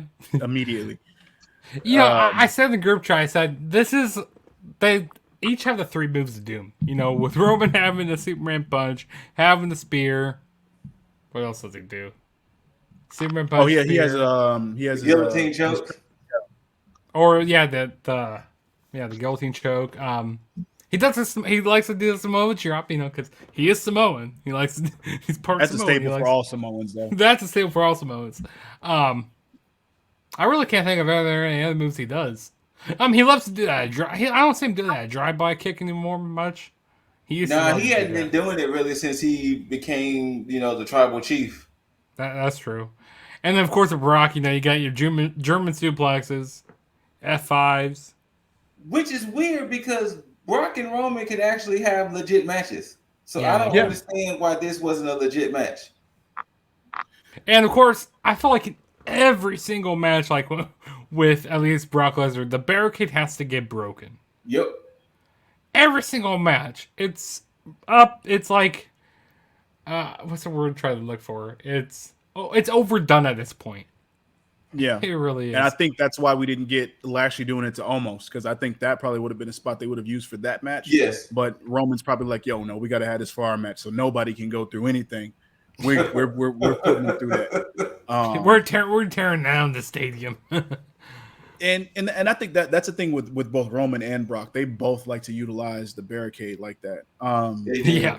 The only thing I hated about it, especially with this match, is it was almost like a callback to their previous one. I don't know if it's the most recent WrestleMania, but the one where Roman just kept hitting Brock throughout the all the way around the ring with Superman punches. Was that 32?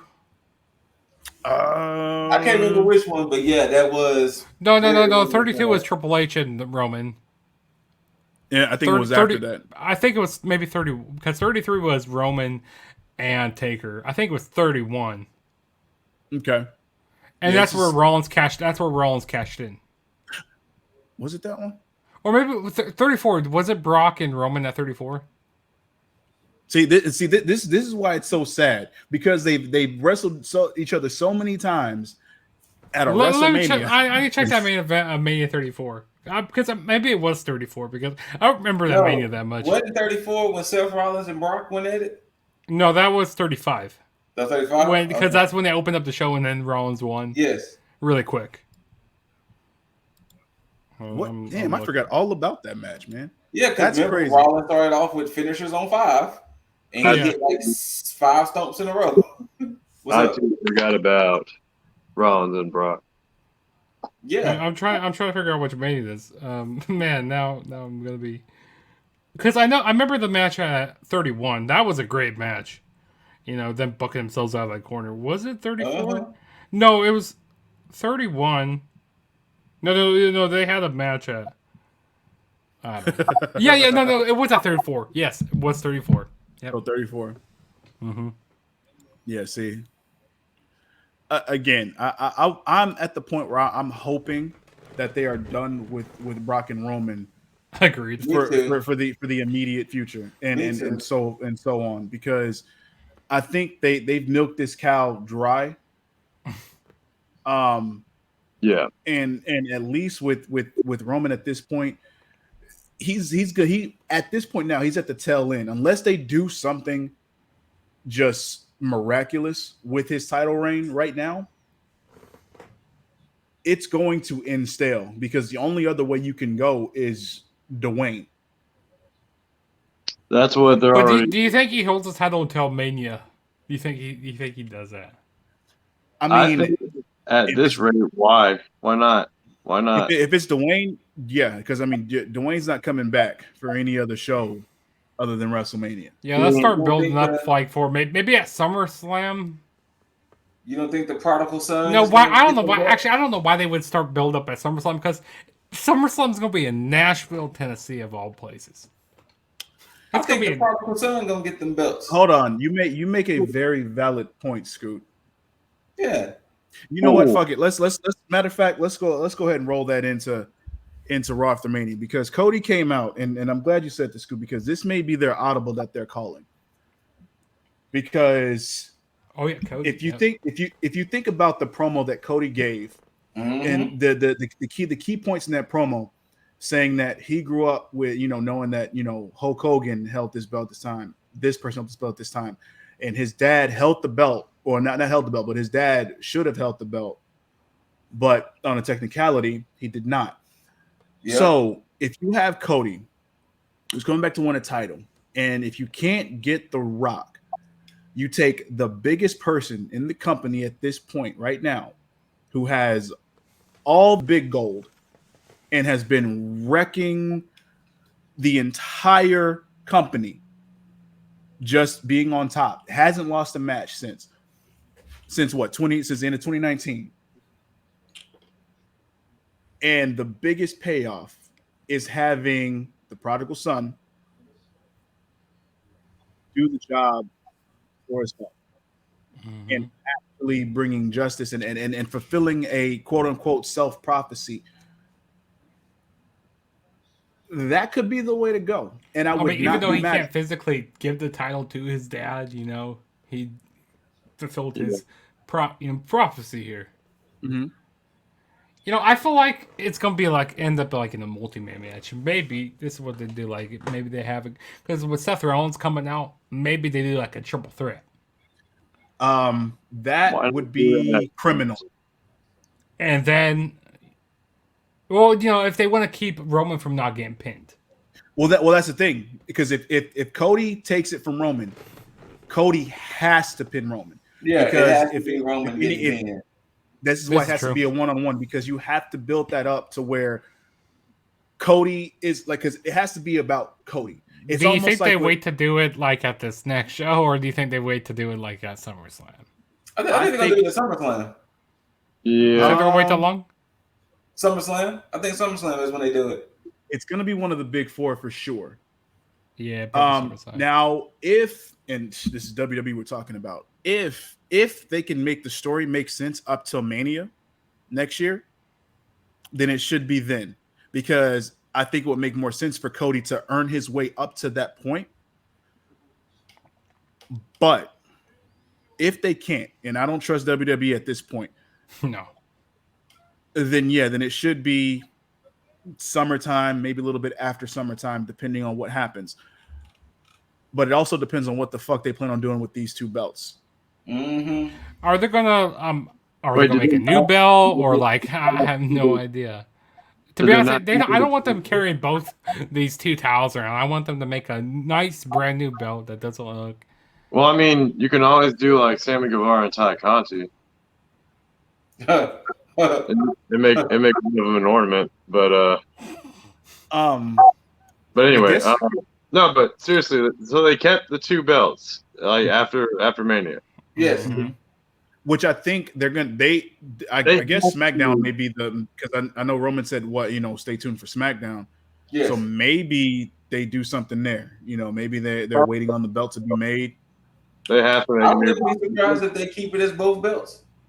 Honestly, that's a little overkill. And if you're gonna make it just one belt and not make a new belt, I'd rather it be the black strap. Well, see, this is the thing.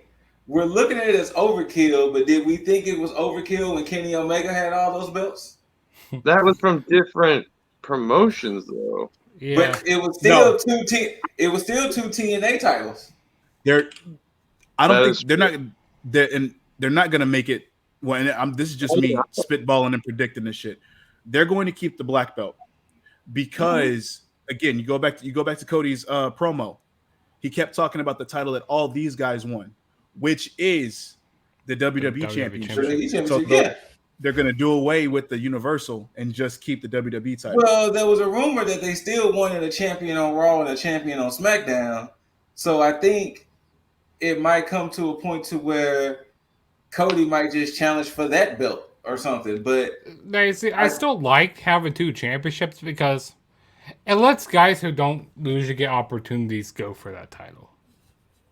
Yeah, so But then again, at the same time, I like having just one champion and go to both shows. Like you have both, any guy go to both shows, and that's what I kind of like, because that's where some fans go like, oh, this certain guy's not on Raw, so I'm not gonna watch Raw, or this certain guy's not on SmackDown, so I'm not watching SmackDown. So that's why I feel like they're trying to slowly drifting away from this draft, and then eventually they're gonna bring the draft or like from the brand split, slowly drifting away from the brand split, and then watch it bring it back again. It's WWE for you, but I mean, who knows what's gonna happen with the brand split, because I mean you got Fox and then you have USA, so that's a whole other thing. Stay.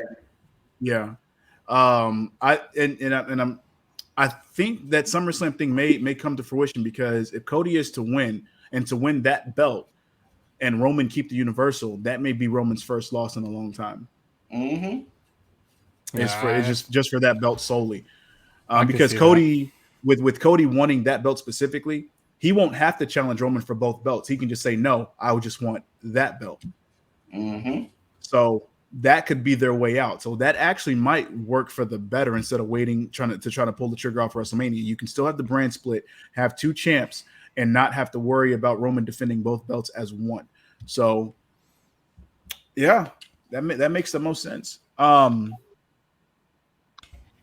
but an emotional promo by Cody. I thought this promo made the most sense. It solidified exactly why he's back. Now, granted, I did watch the backstage interview that he had when he did the press conference after Mania, and he established everything there.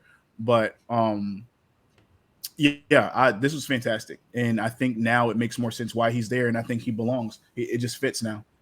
Mm-hmm. And the crowd was so behind Cody there, like. Man, they better not screw it up. I don't know how they could. From what he was expecting him, first of all. Well, from what he was saying in the press conference, he said his conversation with Vince prior to him being signed, they gave him a pitch and he loved it. So, and I'm pretty sure it has something to do with what he talked about last night with basically him fulfilling, the Rhodes dream or whatever. No pun intended. I'm gonna say also too, with this Cody situation, we need to also pin this Cody situation, because we need to get more depth into it on Thursday. Also, I gotta say one more thing. I'll say Thursday we need to really get into it. Hangman Page he's being very petty right now. Like he was at Mania and he was giving Cody the fingers. Like, how could you do this? You're a sellout, Cody. Like he was doing all that type of stuff. But then again, Hangman Page, he paid a ticket.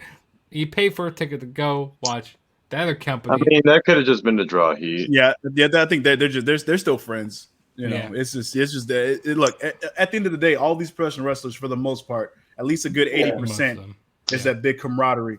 So I mean, I know for a fact they're all pretty much happy for Cody. Mm-hmm. Yeah. So I do like how on BTE, like they were talking about how they had a big announcement. It was for BTE 300.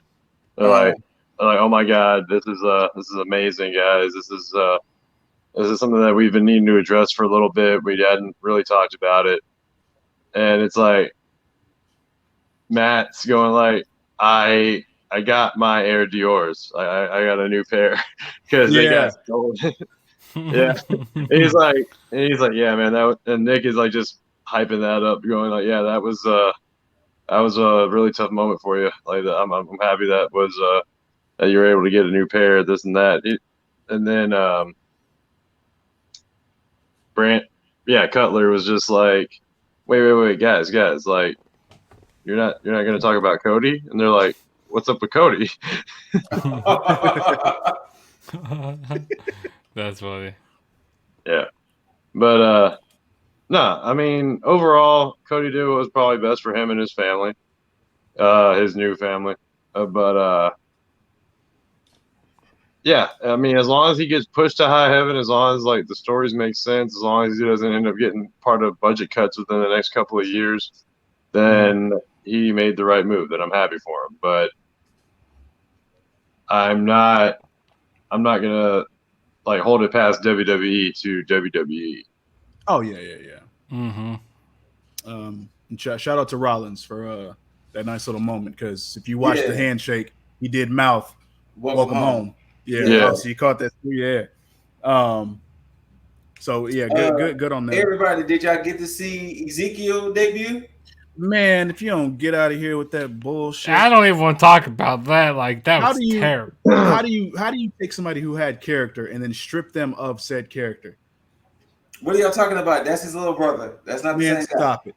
Because now it's about to be this whole no face, no case bullshit that you did with we don't know who beat up Darby Allin. Look, we still don't know. That falls in line with the same league as Pete Dunne's twin brother Butch. Yeah. You know, it looked like he kind of looked like who was it? Like who was EC3 back in the day? Patrick Bateman. I mean Derek Bateman. Derek Bateman.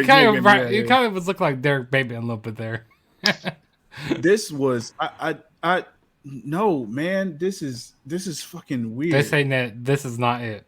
Like this is what you like. They did the reverse. It's almost like Ezekiel was a wrestler who didn't get over, and then he left and then came back as Elias.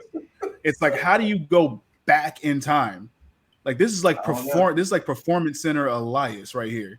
Yeah, it's like he came in. Yeah. It's like Husky Harris, then turned to Bray Wyatt. It's like what the like. He looks fucking generic now. Yeah, he does. Like somebody answered the call and said, "I want to walk with Elias," and they just kept walking. That's where Elias is going. Then we also had the rematch for the NXT title. On Raw again, Braun Breaker. I hate this shit. I hate it. I hate that WWE does this. Like, what's the point of having WrestleMania rematches on the night after WrestleMania, and then to do the fucking title change, which makes the whole match prior to this null and void? Like, why even have the fucking match? It's that's 50-50 booking to the fucking team. I almost hit up the group chat and said I was gonna take your 2 points away, Dizzle. No, man. Yeah, I would have got my points. You would have to take Jaeger's points too, because Jaeger picked Dolph to win too. I did. Oh shit! That would have changed the whole outcome. Damn. Okay, go change the points. No, this is Mania. The whole outcome. We reviewed Mania. You're right. But yeah, so I was so pissed off at that bullshit. Next year, here's what we're doing. We're adding Raw into this next year because, like, we got to add every show into it. All right, fine. But if we're gonna do that, then we got to choose between either the Raw before or after, and it's probably gonna be after. Yeah, it's always after. What else? I guess Edge and Damian solidify that they are running together as a group. Okay, when you wanted the House of Black, but you get this. That I'm interested in. This is my biggest talking point. Just for, I mean, everything else is fine, but this is probably my biggest talking point, because I raised the question to everybody here, because I see this as a more evolution of a Ministry of Darkness, because I feel like because Edge was in a Ministry of Darkness, it's like he's graduated to boss status. So now he's the one that's picking up the remains. One question, well, two questions. First, how many people join this group? And two, who joins this? Well, as Brody King would say, great value House of Black. I got a couple guys who I think can also join. They're down in NXT right now. Rhea would be next. Rhea and Liv would be next. No. Rhea is betraying Liv Morgan next week.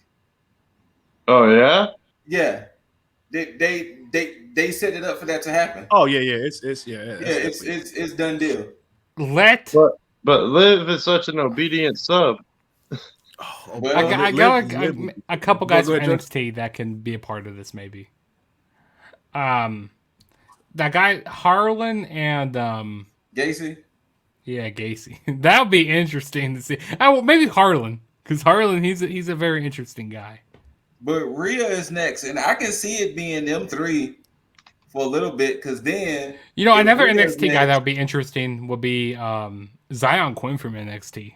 because then if Rhea is next, Rhea can then become a potential threat to Bianca Belair. That's true. I'm And trying then to you figure can, out more I mean, dark people. honestly, that's a perfect stable as is though, because Edge Yeah. for the WWE title, freaking I mean Damian Priest already has a US belt. Rhea takes the women's title. Yeah. Wait, Well, doesn't Priest Finn still had the have no US. Finn? Doesn't Finn still have the US belt? Yeah, Finn still has the Oh, US. I'm so sorry. Never mind. Okay. But yeah, I think Rhea would be next. And they was also saying Tommaso could be a rumor for the group. I mean, that makes sense. Being with the Black relationship that Ciampa has with Edge, and how much he's Yeah. talked about Edge when he fucked up his neck too. Yeah. Here's my only thing with Rhea. If Rhea is put in here, because I would have said Liv, to be honest. But if you do put Rhea has to wear a fucking suit. Why not? Yes. She has to wear a fucking suit. Yeah. I think she would. I mean, she's already daddy. Come on, man. The way she's been No, I was thinking about who's that on Smack? Who's like Jim or like a Jim? You mean Sonya Deville? Yeah. Put Sonya Deville in there. She's already wearing a suit. Now, if that's the case, because I didn't even think about Rhea like that. That actually, That's it's on that's the right. nose, but at the Dude. same time, it does make sense. Look at the way she's been pinning like every woman Yep. for like God knows how long right now. Yep. And the way that Liv was like this has been constantly taking this knee and wrapped around her leg, like it's a Dom sub relationship. Mm-hmm. Now, I'm gonna take a little spin off of what you just said, Dizzle. I can see the whole Ministry of Darkness thing. Well, we sprinkle a little bit of evolution.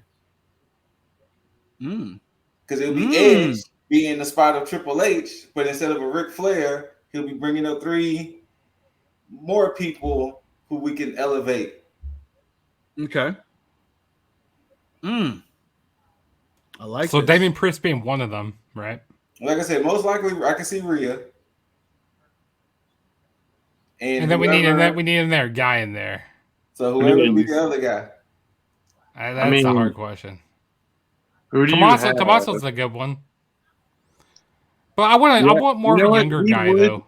I mean, Tommaso is not like a super young guy like Orton was, but he would fit the role of like the newcomer. Mm-hmm. True. But we shall see as it unfolds. It'd be weird to think of Damian Priest as a big man, though. I mean, he is a big man, but I don't see him as a big man. Which is why you probably wouldn't need the traditional big man. That's fair. Which is why I would say, and just again, hypotheticals, fantasy booking. Outside of Ciampa, I would honestly say Cameron Grimes. Most people would sit here and they would say Dexter Lumis.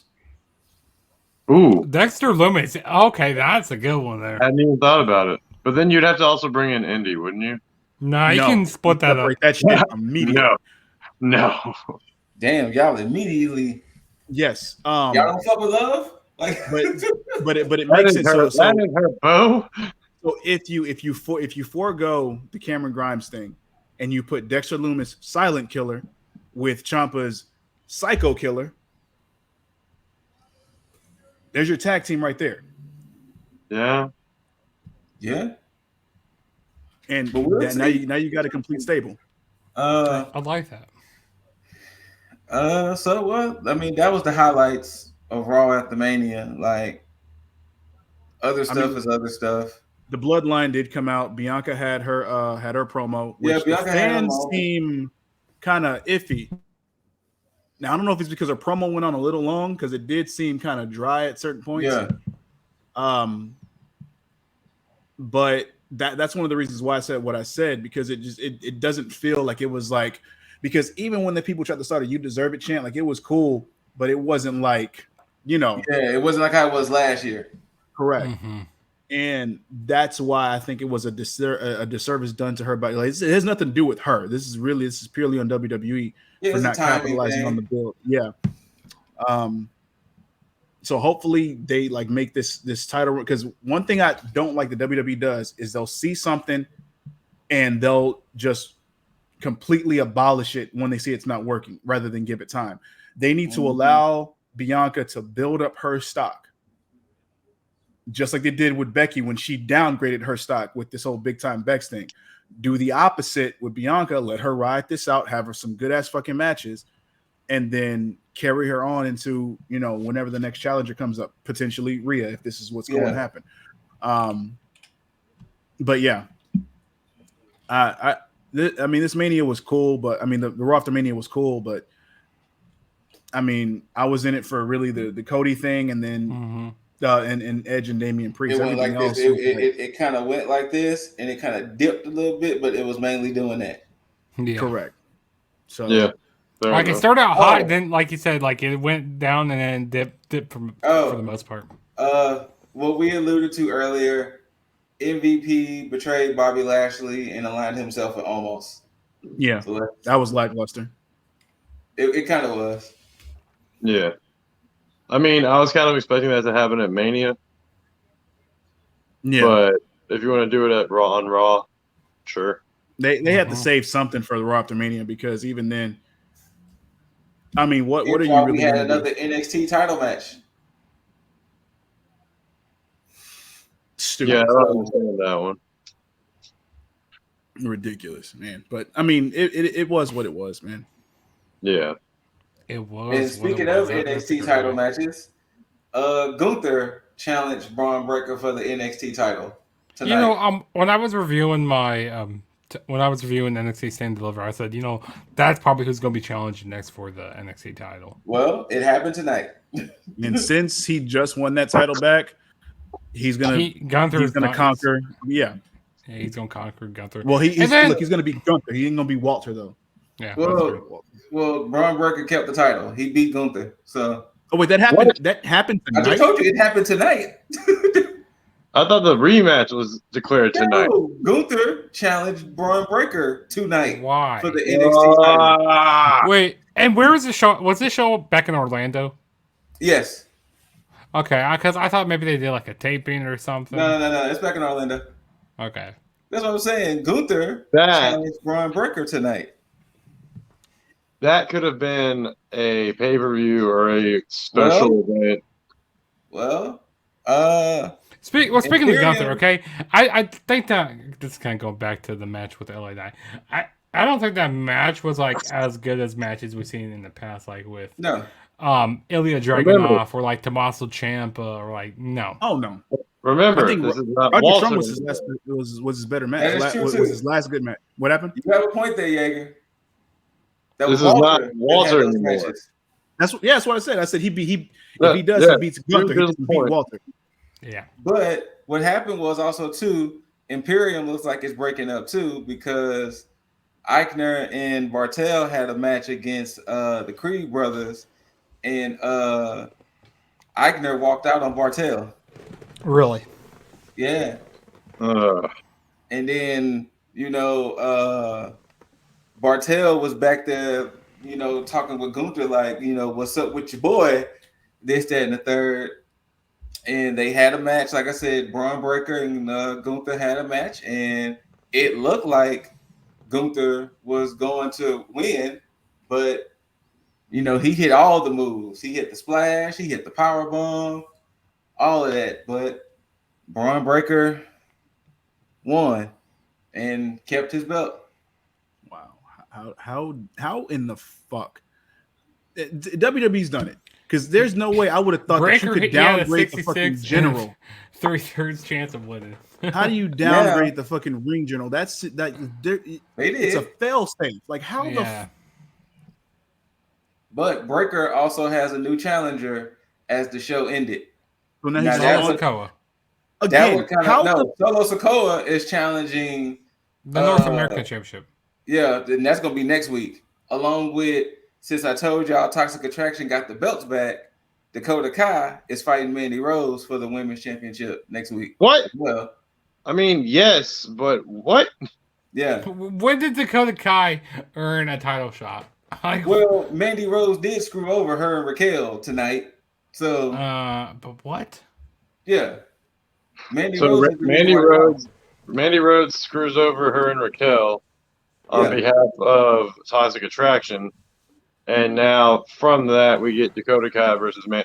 You know what? This is WWE booking. We need to quit thinking about this too hard. We need to quit thinking about this too hard because this is WWE booking it to a T. Well, as Braun Breaker won the belt for a third time of the night, Joe Gacy pops up on the screen. What? Well, I'm officially done with NXT. Wait. I'm going to bed. I'm gonna go to bed. Before the first two vignettes, Joe Gacy was talking about, Joe Gacy things. The third vignette, they kidnapped Rick Steiner. And they said, you really want to know what family is about? We'll see how much you really love your family. So, are we gonna get the big reveal? Huh? Are we gonna get the big reveal? I mean, well, no, they already acknowledged that Rick Steiner is his dad. Oh, okay. Yeah, because Braun he inducted them into the Hall of Fame. The Steiners, yeah. So it's acknowledged that. So, but yeah, they kidnapped Rick Steiner. So Gacy and Harlan kidnapped Rick, and yeah, that's how the show went off the air. Wow. I'm so glad that I didn't publicly come on our fucking channel and praise NXT 2.0 like I was going to a week ago, because I was going to come here and say, you know what? They're turning me around. I'm seeing some good things. I like the way that they're going. Man, fuck NXT 2.0, man. I said that in my predictions. I said, you know what? NXT is actually kind of persuading me a little bit, but now I'm still on their side. I'm gonna just wait to see how this all plays out. NXT UK is doing a better job. Oh, thank you for mentioning that. We found out who was the tag team that was beating up the Creed brothers. The Grizzled Young Veterans. No. Oh. You mentioned it when you said NXT UK. I'm trying to think of teams over there. I'm trying to think of teams over there. Mustache Mountain? No. They're heels. Is it? They're former. It's like they're former tag team champions. We're tag team champions. I'm trying to think now. Is it NXT UK, right? Tag team champions. It's not Mustache Mountain. Have like the body. What were they? The blonde. Huh? No, I'm kidding. Wait. Who was it? Pretty Deadly. Pretty Deadly. Yeah, I about said the body. Like they're blondes. Yeah, Pretty Deadly. Yeah, one's a blonde and one is a brunette. Pretty blonde. Yeah. Well, yeah, Pretty Deadly were the ones attacking the Creed brothers. Mm-hmm. Interesting. Yeah, so now they're on NXT 2.0? Yes. Bam. Along with all that. Like I said, I'm still here for NXT. I know I'm here for NXT more than I am for Raw. This is true. Yeah, that I have to say that too. Yeah, I'm more here for NXT. Oh, I mean, I'll catch it every now. Wait. There's more. Oh God. MSK will be defending their tag team titles next week against the Creed brothers. Against Grayson Waller and Sangha. Against Grayson Waller and who? Sangha, his bodyguard. Sangha. Yeah, that's heavy. Like, why are they going for the tag titles? Yeah, why not? I understand that. It should. Why who should? It should be the Creed brothers. Booking. That's why. Thank you, Jaeger. Look, I get that. So wait, so MSK? They're still baby faces, right? Yes, apparently. Yes. Which I don't understand why they put the titles back on MSK, because like Nash Carter, he's in some hot heat right now. You know, Well, stuff this he would said. be a WWE way don't to give a get the shit. belts off of them. To give it to Waller and Sunga. If they do that, I say nope. I'm done. I'm done with that. Now, Grayson Waller was in a sling too, so I guess he did hurt his elbow. I think they said it was his elbow. Yeah, Right. when he Popped hit out of his place. elbow on that ladder, it looked bad. So he was in a sling this week, but next week is going to be Waller and Sunga versus MSK for the total. So we getting a women's title match, North American title match, and tag team titles all next week. I'm gonna have to watch this NXT this week. I'll tune in. I don't know know my interest level. But I'll probably tune in. So, but yeah, man. Okay. Look, that was WrestleMania weekend and pre Raw and post craziness. WrestleMania. That's The Raw after and the NXT after. Jeez, man. Jeez. Jaeger, you got anything you want to say since you the current reigning and defending? I mean, Was that necessary just to add that? I mean, I don't think it was. Yeah, but it you know, is. whatever. It is. Show the man respect. I look, respect Jaeger as a colleague, as a friend, as a brother. Absolutely. As a champion, man, fuck Jaeger. Damn. I mean, it's okay, Damn. man. The Crown has to talk to me a little bit more, I mean, I guess the Crown chose to talk to you so you could set this up for me, but but I've been up for over 24. I've been awake for over 24 hours. So sorry for dozing off earlier.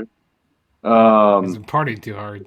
No, yesterday was That's that champ life. I mean, you gotta do your victory laps when you can, but you know, Mania going into Raw, going into NXT. I'm sorry to say, but it kind of took a little bit slow.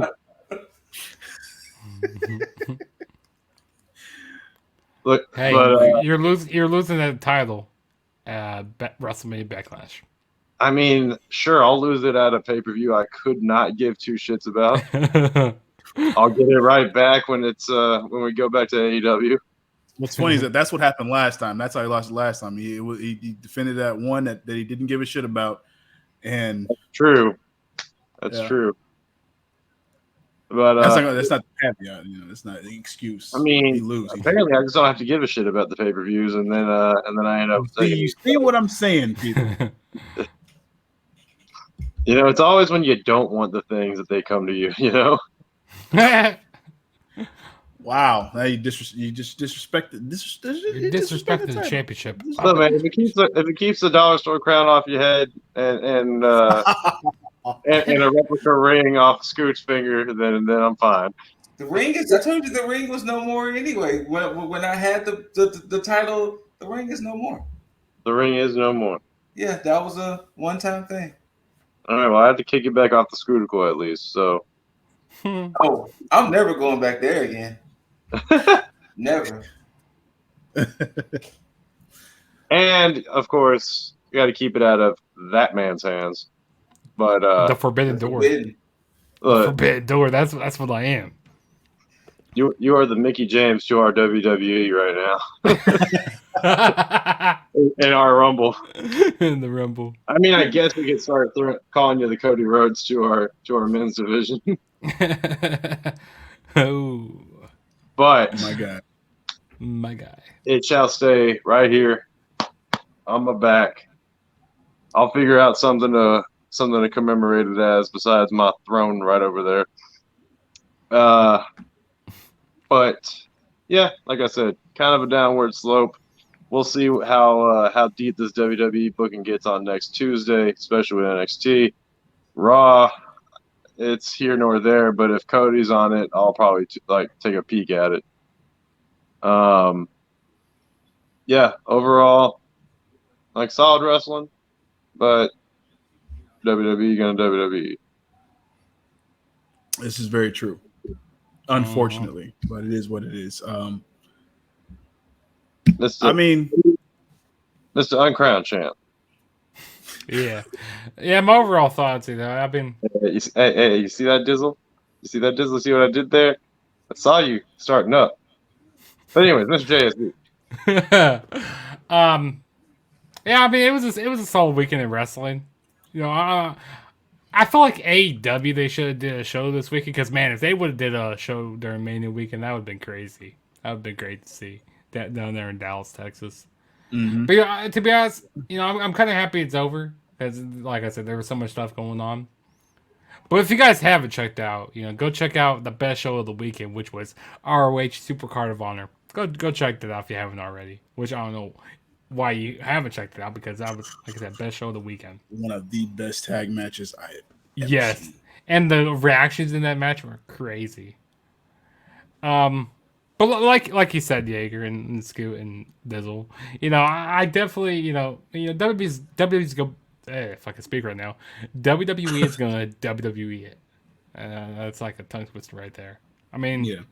it's gonna be interesting to see where they go with this Cody stuff. I'm definitely. I don't know if I'm gonna be watching every Raw like every week. I'm gonna be catching highlights, or I'm gonna be watching it on Hulu because I ain't gonna watch sit there for a whole 3 hours. But I'm gonna check out some stuff. If I hear something's good, I'll definitely check it out. And we'll see what happens with NXT. All the crazy fuckery that's going on over there. Fuck, that's calling it light. Yeah, all the crazy fuckery that's going on over there, and we'll see what happens with SmackDown. Post Mania SmackDown. So see what happens with that. Indeed.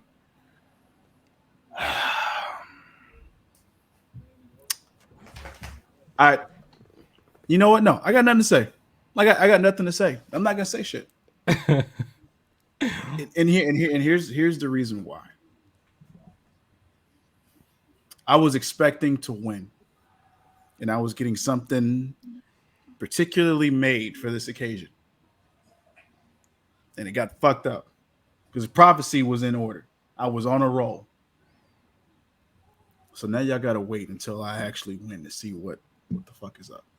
Well, I guess we'll never know. We'll never know because you're never getting it back. Wow. We'll never know. Wow. I guess mean, when you guys have to go show what the prophecy is, what's going on here. I mean, the way you keep on shooting yourself in the foot, the ass, the mouth. Whoa, that's on his OnlyFans, okay? Whoa. Okay, But, well, you know what? I'll tell you what. I'll off camera. okay. Yeah. Okay. Yeah. I'll say it off camera. Mr. Scoot Nashville. Yeah. We haven't heard you speak, sir. What do you mean? The fuck you talking about? He's not acknowledging the champion. The thing was, right, I willingly put that title on the line with 3 shows. We had Stand and Deliver, WrestleMania night 1 and night 2, and the prophecy, in a sense, was supposed to be fulfilled, and my ascension was supposed to happen. And this is the second time Jaeger has derailed my ascension. The second time. And, but congrats.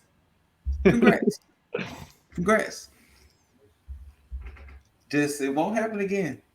So you're saying Jaeger's your Achilles heel. Apparently. Why can't you just be a humble loser like this? No, I'm kidding. Because apparently, just I am 1, not humble, and I am 2, not a loser. So I can't be either. And I can't be an amalgamation of both because it just would be unbecoming of me. Come here. That's right. How's it going over there, Mr. Champion? But you heard it here, folks. People, I know it was a long one, and that's what you're here for. But yeah, as we always say, whether you loved it, hate it, Don't forget to rate it. Thumbs up, thumbs down. Leave all your comments, concerns, questions down below. Ladies, I'm pretty sure you want to congratulate the champ in your own way. Probably pull a whole Sammy Guevara, Ty Conti, which I'm pretty sure you may have already done, off cam. But I want to get a whole gallery of those types of shoots. there you go. You see everything on the crawl. You know where to find us all. Hit that notification bell for all notifications. Of course, in the end card, just like we have been doing, you're going to see where you can follow this man down here. So go ahead and do that. But most importantly, tag that mother effing subscribe button. But of course, I have to warm it up because it's been a while since all four of us has been on. So it has been a while. It really has, man. I mean, our schedule's been weird, but hey. It happens, man. Nice little too sweet for the boys. And a bada, bam. And of course, until you see these handsome faces and hear these immaculate voices, we bid you all adieu. And until next time, you beautiful, beautiful, beautiful mother effers, tag the fucketh. Dollars make a way to make a change. Gotta be insane to make them same mistakes again. So I'm switching lane to lane. Pray the curb don't